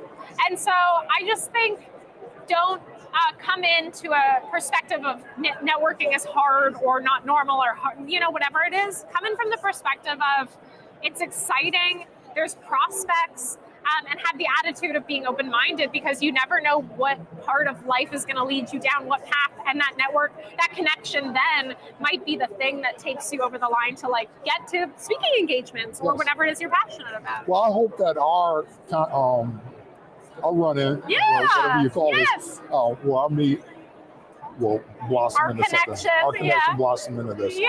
Because I was very impressed in how you did that. And I want to also ask you, I want to network with the folks here at the podcast and put on and how to get on panels. What is your recommendation? I was interested in doing a panel discussion. How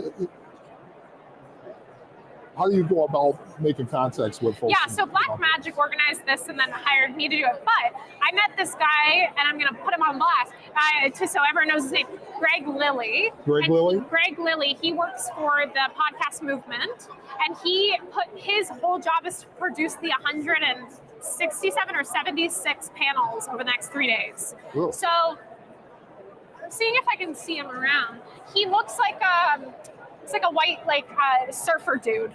I think he did a couple panel interviews today. Yeah. So he's like a white surfer dude. So if I see him, I'll be like, that's him. Because he would be someone to just start that conversation about like, how do I reach out? What does it look like? Is there a cost associated if I want to put it on? You know, things like that. But I think what I would recommend for you, if you haven't already, and that's free, is the brain dates. The NPR is putting on these brain dates around tables, and you can publish one yourself and host one during the conference. So if you have any ideas for something you want to talk about, like, you know, for 30 minutes, you go on the Podcast Movement app, you go to Brain Date by NPR, and then you can publish a topic that you want to talk about, and people will sign up and come. See, I told you, we're all taking this in like a fire hose. I agree. There's some things that I know about, and then there's some things that I miss. Exactly. You know, they have meetup groups. This is why I like coming to these podcast conventions. Yeah. There's meetup groups, there's events, there's panel discussions from experts, subject matter experts. Yeah. There's contacts like this here. Exactly. Just, you know, happening. Just the one-on-ones. Yeah. So, hey, I really appreciate you taking the time out. Thank you so much, Charlie. Right. Sorry, I said Charles at the beginning. That's fine. You should have corrected me. No, Charlie, I'm fine with the best name on earth. Thank you so much, and I can't wait to see you with like podcasting conventions in the future for networking and stuff. It'd be great. It's gonna be fun. Bye, everyone. We'll see you soon. Bye. Aww.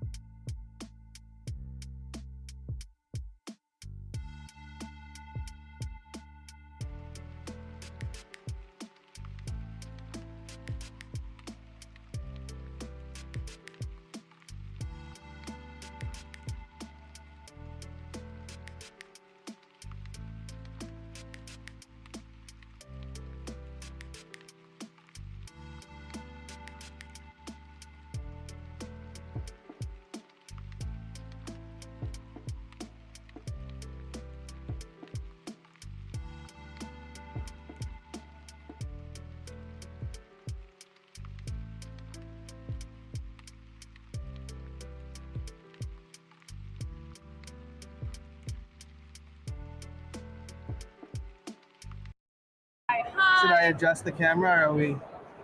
Yeah, so no, you can just talk to me. All right. We're hanging. All right, sounds John good. will adjust anything. All right. He's doing a great job already, we can see. Levels. Oh, nice. Awesome. Hi, everyone, and welcome back to Podcast Movement. I don't know where Haley went, but I miss her dearly. Instead, I have an amazing co-host with me, though, Joe Casabona. Yes. Oh, yeah, Podcast Workflows. And this is a company you founded, right? You're an entrepreneur. Yes. Tell me about it. Yeah. So I have 3 small children, and Congrats. thank you. I want to be available for my kids, and so I knew for a long time that I wanted to start my own business. Because I have 3 small kids, running a bunch of podcasts and a business is very hard, and so I knew I needed the right processes, workflows in place to get those done. And so I started writing content about that because it seems like a pretty common problem across the industry. So how long have you had it? Podcast Workflows has been around for like 3 years. I've been podcasting for 12. Okay. And I have a computer science background, so very comfortable with like automations and making computers do the things I want it to do. Amazing. And yeah, so I'm combining all of those disciplines into this. Wow. Okay. So you just came back from a brain date. Yes. Can you explain what they are and how it went? Yeah, so there are 2 types of brain dates. There's the one-on-one, which is you having a conversation with one person.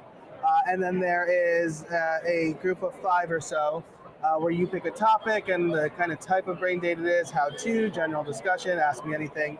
So I did, I'm doing like ask me anything, right? So people can come tell me what they're struggling with in their process, and then I can tell them how they can save time through process improvements or automations. What was one of the questions someone came with? So somebody talked about how one of their biggest struggles is they have a full-time job. Okay. Newly, and they still want to keep doing the podcast. And so I said, like, if it's he has 2 solo shows. So I said, for the one solo show, a couple of things you should do: carve out time to do the recordings. And then I said, do you edit? And the answer is always yes, I do the editing. So I said, hire an editor. Right. This is a tough thing for a lot of podcasters to hear because they're like, but only I can edit. And I'm like, yeah, right. Literally anybody else can edit. Yes. Right. And then for his other show, it was like a 2-minute show where he was doing like full production on it, like music, intro, outro. I'm like, if people are tuning into a 2-minute show, they just want the info. So you can save a ton of time by just script it, not probably because it's like it's a 2-minute thing of a topic you know really well. Yes. So I'm like, talk, release. Clean it up a little bit. If you mess up, obviously edit it. But you don't need to add the bumpers because that's not the purpose of this content. Right. Yeah. They're not looking at like a fully produced show. They want to know, like, oh, what's the best password manager? Yeah. It's a cybersecurity show. Cool. Yeah. Okay. So, we met him. Oh yeah. Yeah. Jim. Yeah. With the cybersecurity personal thing. Yeah. He's so sweet. Yeah, nice guy. He has the 2 podcasts, right? Yes. Yeah. Yeah, he's killing it. That's awesome. Oh, I love how small of a world it is. Yeah, I know. I love that. Unbelievable. Now, let me switch to our one thing. What is like one of the most invaluable pieces of information you can give a newer podcaster? Understand who you serve, right? Okay. I think that something I hear a lot, I'll say I won't generalize, but something I hear a lot is my podcast is for everybody. I want to have casual conversations with people. Nobody wants to hear casual conversations. And if a podcast is for everybody, it's for nobody. So I say, have a mission statement where you answer these 3 questions. Who is my podcast for? What problem do those people have? How does my podcast help them solve that problem? Amazing. Yeah, because then it's like, now you're giving a specific group of people a reason to listen. And if it's like, if you want to do a historical fiction podcast, then it could be like, my audience is people who are interested in local history. They have the problem of finding good audio content. My show gives that, right? It just something, doesn't have to be groundbreaking, right? It's just understand who you're talking to.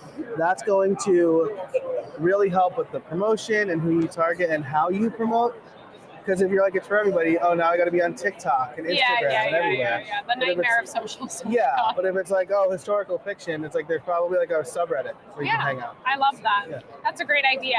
I think understanding your audience is the first part of like, why are you getting into it, and are you committed to doing this for the next few years? Yeah, that's exactly right. Yeah, it's like, my kids have a million interests. And my daughter just started cello lessons, which she's like so cool. She's 7.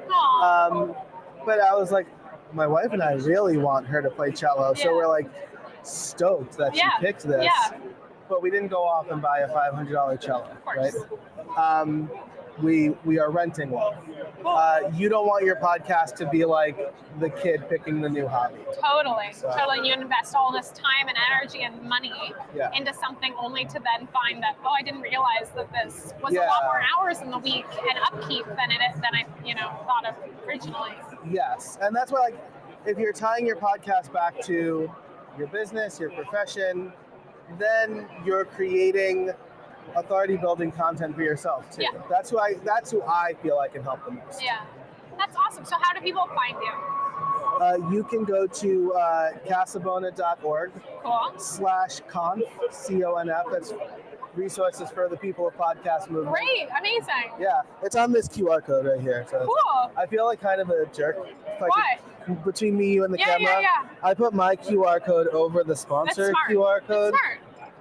It's like easy, right? It's like a landing page for them. The sponsor didn't pay you to walk around with their logo. They paid the convention. Yeah, that's a good point. Yes. Yeah, absolutely. You're your own marketer. That's right. That's why you're here. Exactly. And I mean, like, I guess every attendee has that QR code on their badge anyway, right? Yeah. It's not like people are like, let me scan your specific sponsor. Yeah, no, you're good. Joe, thank you so much for joining us here. I can't wait to see you around the rest of the show. Likewise, this was great. Thank you so much. Of course. Bye, everyone. Bye. Great job.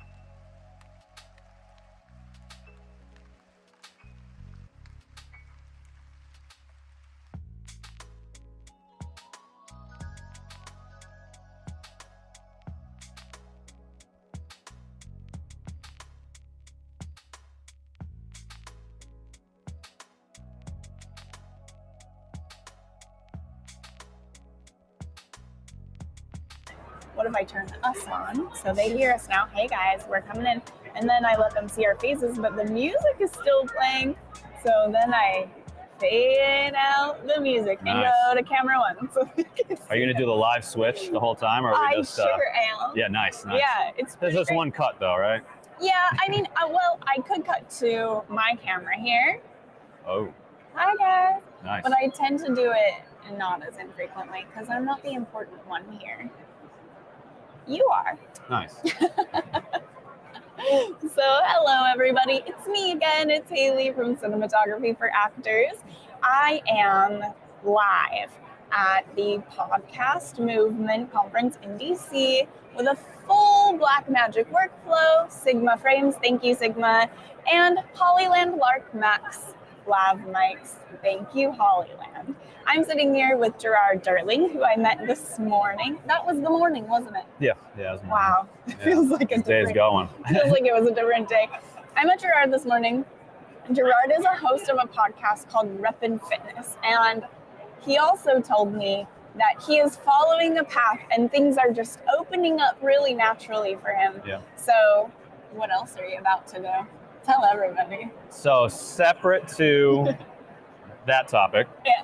I also am one of the co-owners in IWTV, which is an independent wrestling television streaming network. Oh, wow. That you can get on basically anywhere that you get television apps, right?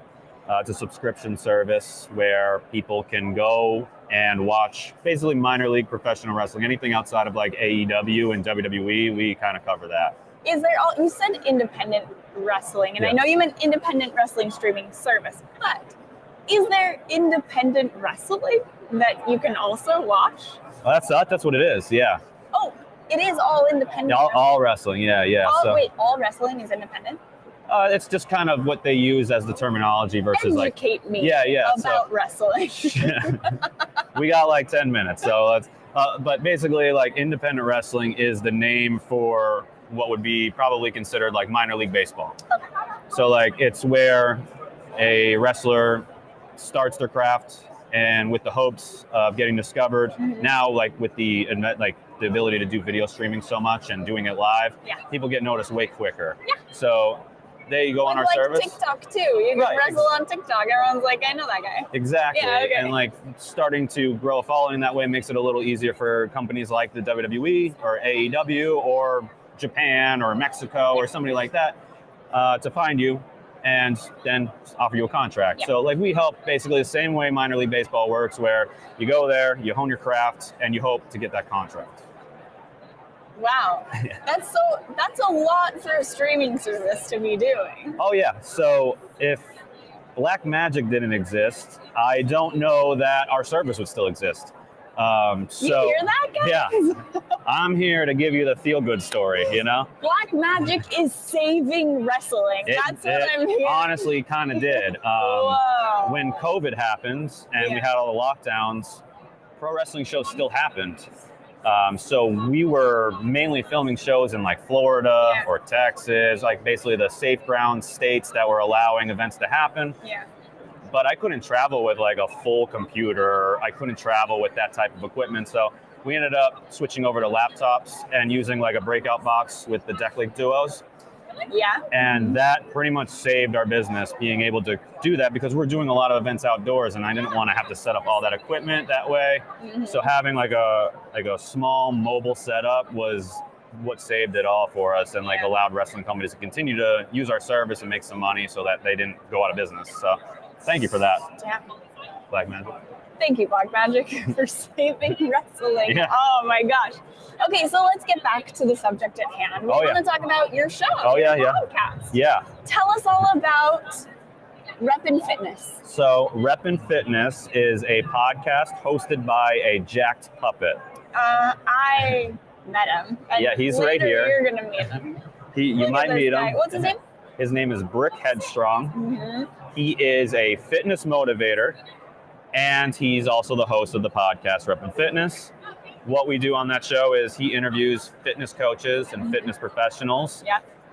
Basically to help people on their fitness journey, whether they're just getting started, they need the motivation, they need to understand like all the various types of fitness that might pertain to something they might be interested in versus just going to the gym, or they can work out at home, or maybe they just need help with like their mental game and getting them to be in the right positive mindset. That's what I need help with. Yeah, that's what Britt's here game. for. He's here to help you with that, help you on your fitness journey, just to kind of like make it fun and approachable. Yeah. Which is like kind of like a tough thing when you're like maybe out of the game, you're not really going to the gym, you're not really taking care of yourself. But you need to, so then there's so much pressure and it makes it hard and not fun. Right. Yep. Mm-hmm. And then sometimes people just are embarrassed to talk about it. They might have a friend that goes to the gym regularly, they don't want to talk to them about it.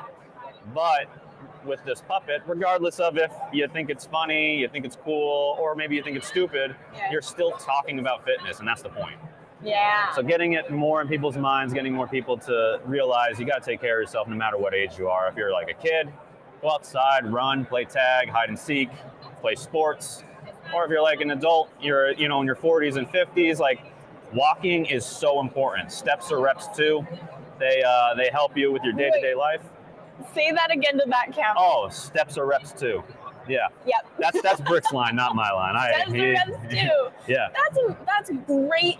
Wow, that is great encouragement to people who like literally sometimes all you can do is walk. And a lot of people have these jobs where they're sitting around a lot. They're in cubicles, or maybe you work in a warehouse, and then if you work in a warehouse, you're getting a lot more steps than somebody that just works at an office job. Yeah. And physical activity like walking is just kind of like your starting point to your fitness journey. If you're not getting that many steps in, you probably need to start there and just kind of like figure out ways to be more active in your day, whether it be like mowing your lawn or just like going outside and walking somewhere versus driving to get a soda at the store or something, Yeah. Oh, yeah. So what was the catalyst to this? What made you decide to start a podcast?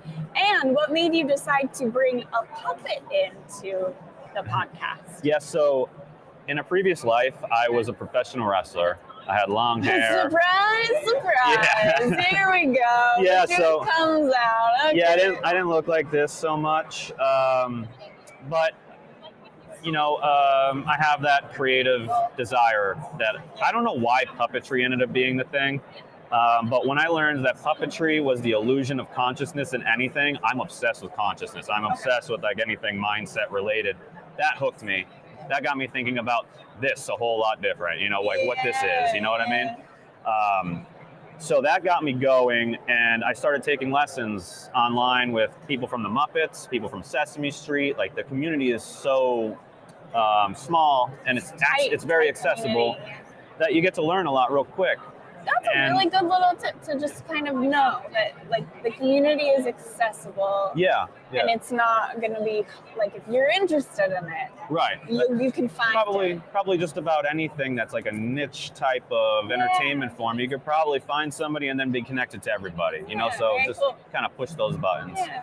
I made the podcast because I was making a lot of content as Brick, just like fitness motivation content. We're telling people to go to the gym or like giving them different ways to think about their day and try to get them started on the right foot. Yeah. But the podcast allowed me to be a little bit more improv. Typically the podcasts are 20 to 30 minutes, so I can pull out like 5 or 6 different clips from that, talking to a fitness coach or a fitness pro. Yeah. And they're all just like really unique ways to have collaborations. I don't need to be on a camera, like in this scenario, this is like the first time that I'm kind of talking about it like this. But it's like, I'd prefer to like give people this imaginary thing to like have fun with. And like every fitness coach I've dealt with, they kind of like look at it like, this is such a different way for us to talk about fitness. So I think they kind of appreciate it too. And who doesn't want to like have their first interview with a Muppet, Yeah, I mean, I saw you walking and I was like, we gotta get you on here. Because I was so excited just to meet Brick. Well, he's here. He's been walking around. He's just checking stuff out, He's at the conference, guys. If you are at Podcast Movement, look around. You can shake it. I got to shake his hand. Oh, yeah. It was amazing. It's a firm handshake. He has a good hand. Strong. You gotta watch out. Yeah. Break your hand. Okay, so how do we find you? How we find you? People are looking for this motivation. How are they finding your podcast? Yeah, so You can look for it on all the typical podcasting apps. Just search Reppin' Fitness with Brick Headstrong. If you type Brick Headstrong in, I'm going to guess it'll come up. It'll come up. Okay. Yeah, I don't know that there's any other puppets in the podcasting space, so hopefully that's good. Nice. I was just over talking to NASA, trying to get them into space. You know, they were telling me. Oh my gosh, if they're like, yeah, we'll take it. Well, they said that they typically put toys there. So, like, they'll take Snoopy and put him in there, and they use Snoopy to figure out when gravity ends. So you see Snoopy starts floating. Imagine if Brick starts floating. That'd be kind of weird. Now he's a flying fitness enthusiast. But the podcast is you can get it on brickheadstrong.com. That's where basically everything's at. Just starting to do like live puppet shows at schools as well for kids. So like I'll interview like the gym teacher, make them do reps. He's obsessed with reps. Loves making people do some fitness. Oh my gosh, and kids love it when you make their gym teacher exercise. Oh yeah, absolutely. They love that. Yeah. So it sounded like we were signing off. We're not quite yet. Oh no? All right. Yeah, I did things out of order because I wanted to shake it up. Yeah. Wow, I'm so embarrassed. I really, for the gearheads out there, you can tell so many are. Oh, whew. We're burning up the server. And I think one is done, but these are recorded for posterity. Yeah. They'll find us later. Oh yeah. For the gearheads out there, I want to talk about your workflow because it is a Blackmagic workflow. Yeah. So what are you using to record? So even with puppetry, because I like to dual use the same things, we're using Sony X70s for the camera sources. Okay. Just kidding. I'm kidding. Is it because of Sony? No, it's fine. Do we need to bleep it? I was joking. Okay. But yeah, we Sony use those for the video sources. We use Blackmagic Decklink Duos for just connections. We use vMix primarily as our software service to connect to our servers. And then separate to that, we use audio box that connects to the cameras to do commentary headsets. Amazing. Yeah. I love the way that everything works together in this industry. Oh, yeah. Everything's a collaboration from gear to the edit. It all comes together so beautifully. Yeah, absolutely. Yeah. Can we meet Brett? Let me see if I can get him. Hold on. I'll be right back. Right.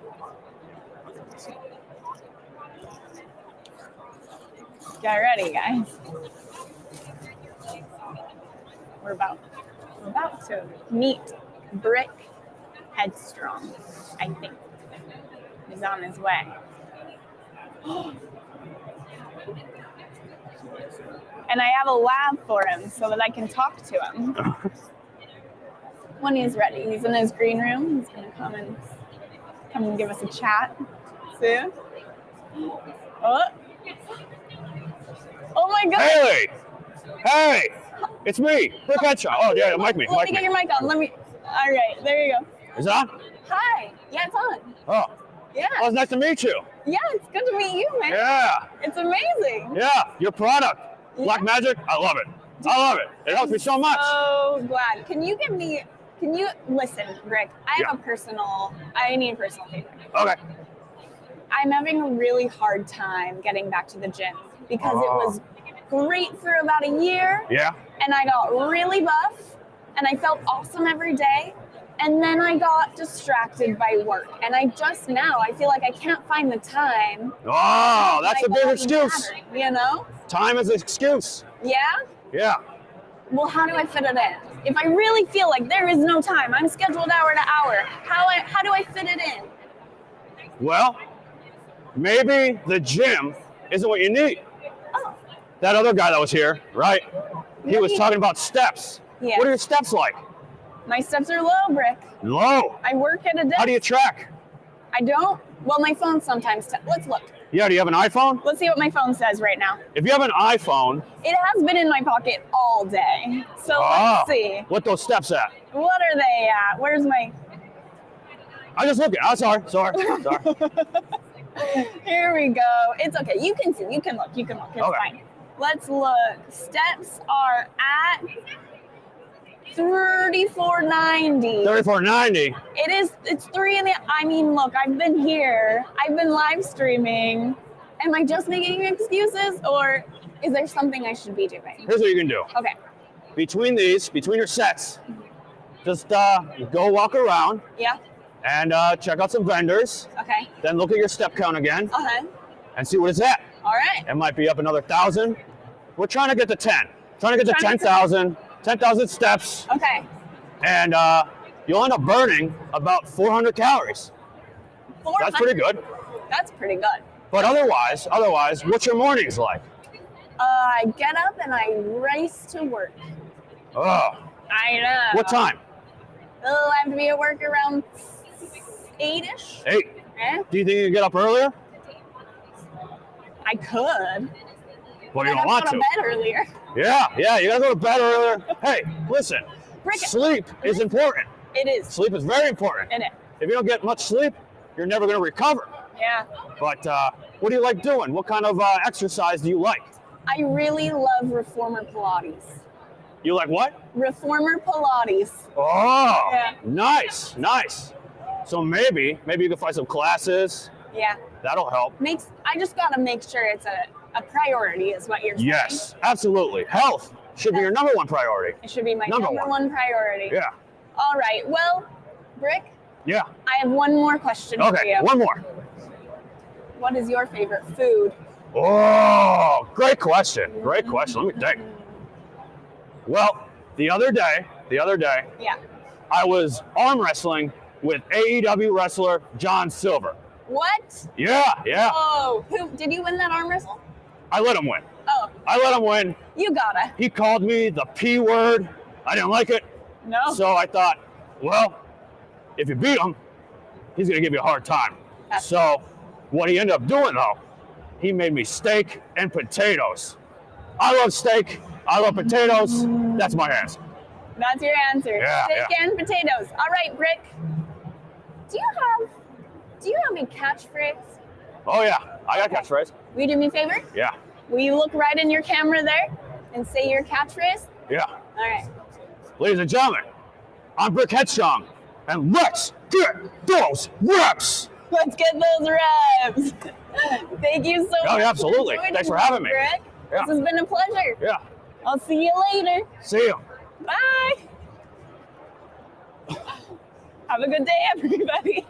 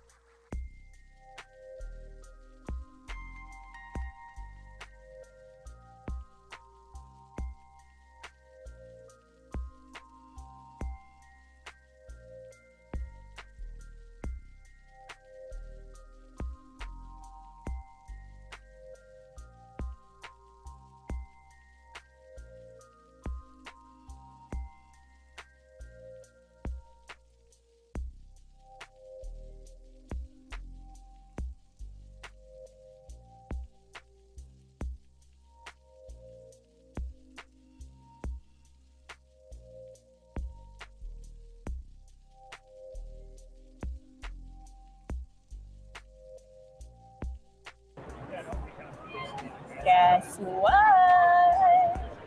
We're coming back about now. We're gonna go live very soon. Tricked ya, not now, in like a few more seconds. I'm going to turn myself back on. Hi, everybody. And then I'm going to cut to my own camera. You know I love the Haley show. So it's all just me right now before Indiana comes. She's coming in to live stream with me. And here we go. Indiana's joining us now. Hi, everybody. Yay! Haley Royal. It's our first time. Hi, how are you? We're doing a little live stream. John's here too. Help but wave. Is this our next live stream person? No, it's you and me right now. Okay, great. That's what's going on. Hi, everyone. Hello to everybody. Yeah. Hi, everyone. Hi. It's Haley and Indiana from Cinematography for Actors. And who are we here with? Me, Indiana. No, who are we here with? Oh, it's me, Haley. We're here with League of Filmmakers and Black Magic Design, who we love. We talk about Black Magic all the time, so I'm very excited to be here. So much. Now, what's really cool is we haven't had time to do it together and catch you guys up on what we're up to, and this is pretty cool, I think. So, yeah, Haley, how long have we been working this past 10 days? Well, let me switch to my camera to talk about it. You switch to my camera. I'm camera 2. I am camera 2. Oh, What? Look how masked. Look at all these cameras. That's too bright. Okay, anyway, go ahead. Indiana is looking at the lighting and the ISO that I think that we switched Gain it, and like ISO, we yeah. gain and ISO. We switched it throughout the day, and now things are changing a little bit. The sun is maybe not even close to setting. Yeah. So we've been working a lot the last few days. We flew to DC yesterday. Yeah. We got here in the afternoon. We came, we set up what you're seeing here. And then what did we do? We went to the pool. We did. We went to the pool. We went to the pool, and it smelled like feet. Yeah. It was one of those pools where you think you're at like a weird bad, what is it called? A water park. Yeah, where you're gonna get like a foot disease. So we stayed for a little bit. It would be nice to be able to use the hot tubs that are outside because I think those probably smell better. But we avoided them last night. But before we got on a plane. No, I thought you. I did. It was correct. No, that was the order in which things were happening. Okay. And it's What did I miss? cool What are you gonna say? I'm just going to go back and answer the question you asked me. Okay. About what we've been doing. So before we got on an airplane at 7 a.m. yesterday, the night before, we were finishing up our partnership as the podcast partner for Holly Shorts for the second year in a row. For the second year in a row. And Indiana did some pretty cool stuff last night, didn't you? I did. Who'd you talk to? In front of hundreds of people, maybe 2,000 people. I not only was I a co-host for the Holly Shorts Awards, but before that, I worked with the American Cinematheque and Holly Shorts to host, apparently, a discussion with Catherine Hardwick about one of my favorite childhood films, Lords of Dogtown, which I'm so excited about because I love Lords of Dogtown. I grew up watching in Canada being like, I need to get to LA. This was like the vibe. Yeah. So it was very full circle. Yeah. That was the first time I'd seen that movie. And what did you think? I loved it. Yeah. What was your favorite vibe about it or thing? I loved realizing that the 70s, 75 to 78, were huge years for skateboarding. Yeah. They completely changed the sport of skateboarding by incorporating, the Zephyr team completely changed the sport of skateboarding by incorporating the things they did on the waves when they were surfing, which I had no idea. My dad is a kid, from the 70s. Well, he's a grown man now, but he was born in 57, so he was about that age in those years. And I don't think he ever skateboarded. How old is he now? Well, now he's 72, 73 maybe, because he had a birthday. I think he's 72 or 73. I know he's 72 or 73. Yeah. I don't know which one exactly. Which I do the math every time I wonder, and I'm not going to do it right now in front of you, but I guarantee when I walk away from this, I will do that math. I also loved seeing them skating behind the school bus because my dad, about that time, did that on a bicycle and lost all of his teeth. He lost all his teeth? Mm-hmm. Yep, all of his front teeth are fake. And that's what we do by bringing podcasts to you, is we live stream about how our fathers lost their teeth. My dad broke all of his toes once. How? Karate, apparently. He broke all of his toes. He has a black belt in karate. But he didn't do it without injury. So now he's afraid of, like, his toes. He's afraid of his toes. He's afraid of his own toes. Is he afraid to, like, use them in certain ways? Yeah. I identify with that. Why? Because when I was 8, I had a wart on my toe because the swim team was all like everyone on the swim team got warts that I was on, and they started picking and flicking them at each other. So of course I ended up with one that wouldn't go away. We tried freezing it off. The doctor did like multiple appointments and tried many things, and none of it worked. So he had to give me a local anesthetic and dig it out with like a mini. The appliance he used looked like a mini grapefruit spoon. You know how they're serrated. I'm done. So anyway, he did that. Wait, I have to tell you what happened. So gross though. Can you do it without being gross? No, it's gross. Okay. That's what happened. It's gross. She's a warty lady. I'm not. I'm not. That's the point. It was removed. Anyway, so yeah, we did Holly Shorts, and now we're here. And so what is interesting about this particular, so we do a lot of conferences in the past couple of years. Look at the slide that's currently on. There's something. Look at that. Should we show them? Oh, look at the painting. There's a guy in pain right now about video producing, which I don't find painful at all. Do you? No, I love producing. We like video producing. We're here at the Black Magic booth, 10 by 10 booth. I don't know how we're going to do 4 days here because it's very contained. It is. There's not a lot to do at this booth. As you can tell, we're going a little bit stir. We're a little cabin fever. It's just a live stream, so how do we know what we're doing? What? Like, it's like a live stream, so like we can talk about we run out of things to talk about. I think when we invite people in, it's quite interesting. Yeah. I think this is a different kind of conference than we've ever done before, which is exciting because we're finding people who are in the cross-section of what we've built. Yeah. Because what we have at Cinematography for Actors is broad in a sense that it's not just filmmaking, it's not just podcasting, it's not just community building, it's not just live streaming, but we're finding a lot of people who fit into multiples or 1 or 2 or 3 or just one of those categories. And at like film and like gear conferences that we've been to before, we're just talking about the filmmaking side of things. So it's different because I've never had a conversation with someone who's like, oh yeah, and then I like you learned a new word. We're learning new things here. Well, you learned a new well, I wanted to say new twice, but it's not. What is it? It's just initials. What is that? What is that? When it's just initials of the word KOI? Acronym. KOL. KOL. Acronym. KOL. She learned a new acronym. Key opinion leader instead of influencer. Yeah. I've been saying authority because I don't think influencer covers what Haley and I are. So I say we're an authority on, education within, what we're doing with film and community building. But I like KOL because it sounds businessy and corporate, but it also key opinion leader. No, you have an opinion. You're a leader in your field, and you don't have to be too strict about it. You're not like the only authority or the industry expert. I like KOL. It doesn't feel expert feels like a lot sometimes. Expert is like a lot of pressure. Yeah. For me to be called an expert. I agree. Yeah. Hi.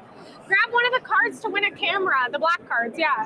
No one really enters, and if you enter, you have a good chance. A booth. So do live it. Streaming.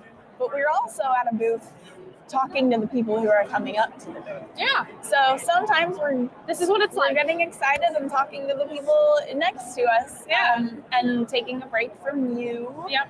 And then come back to you and talk about the things we're talking about. And I interviewed a puppet.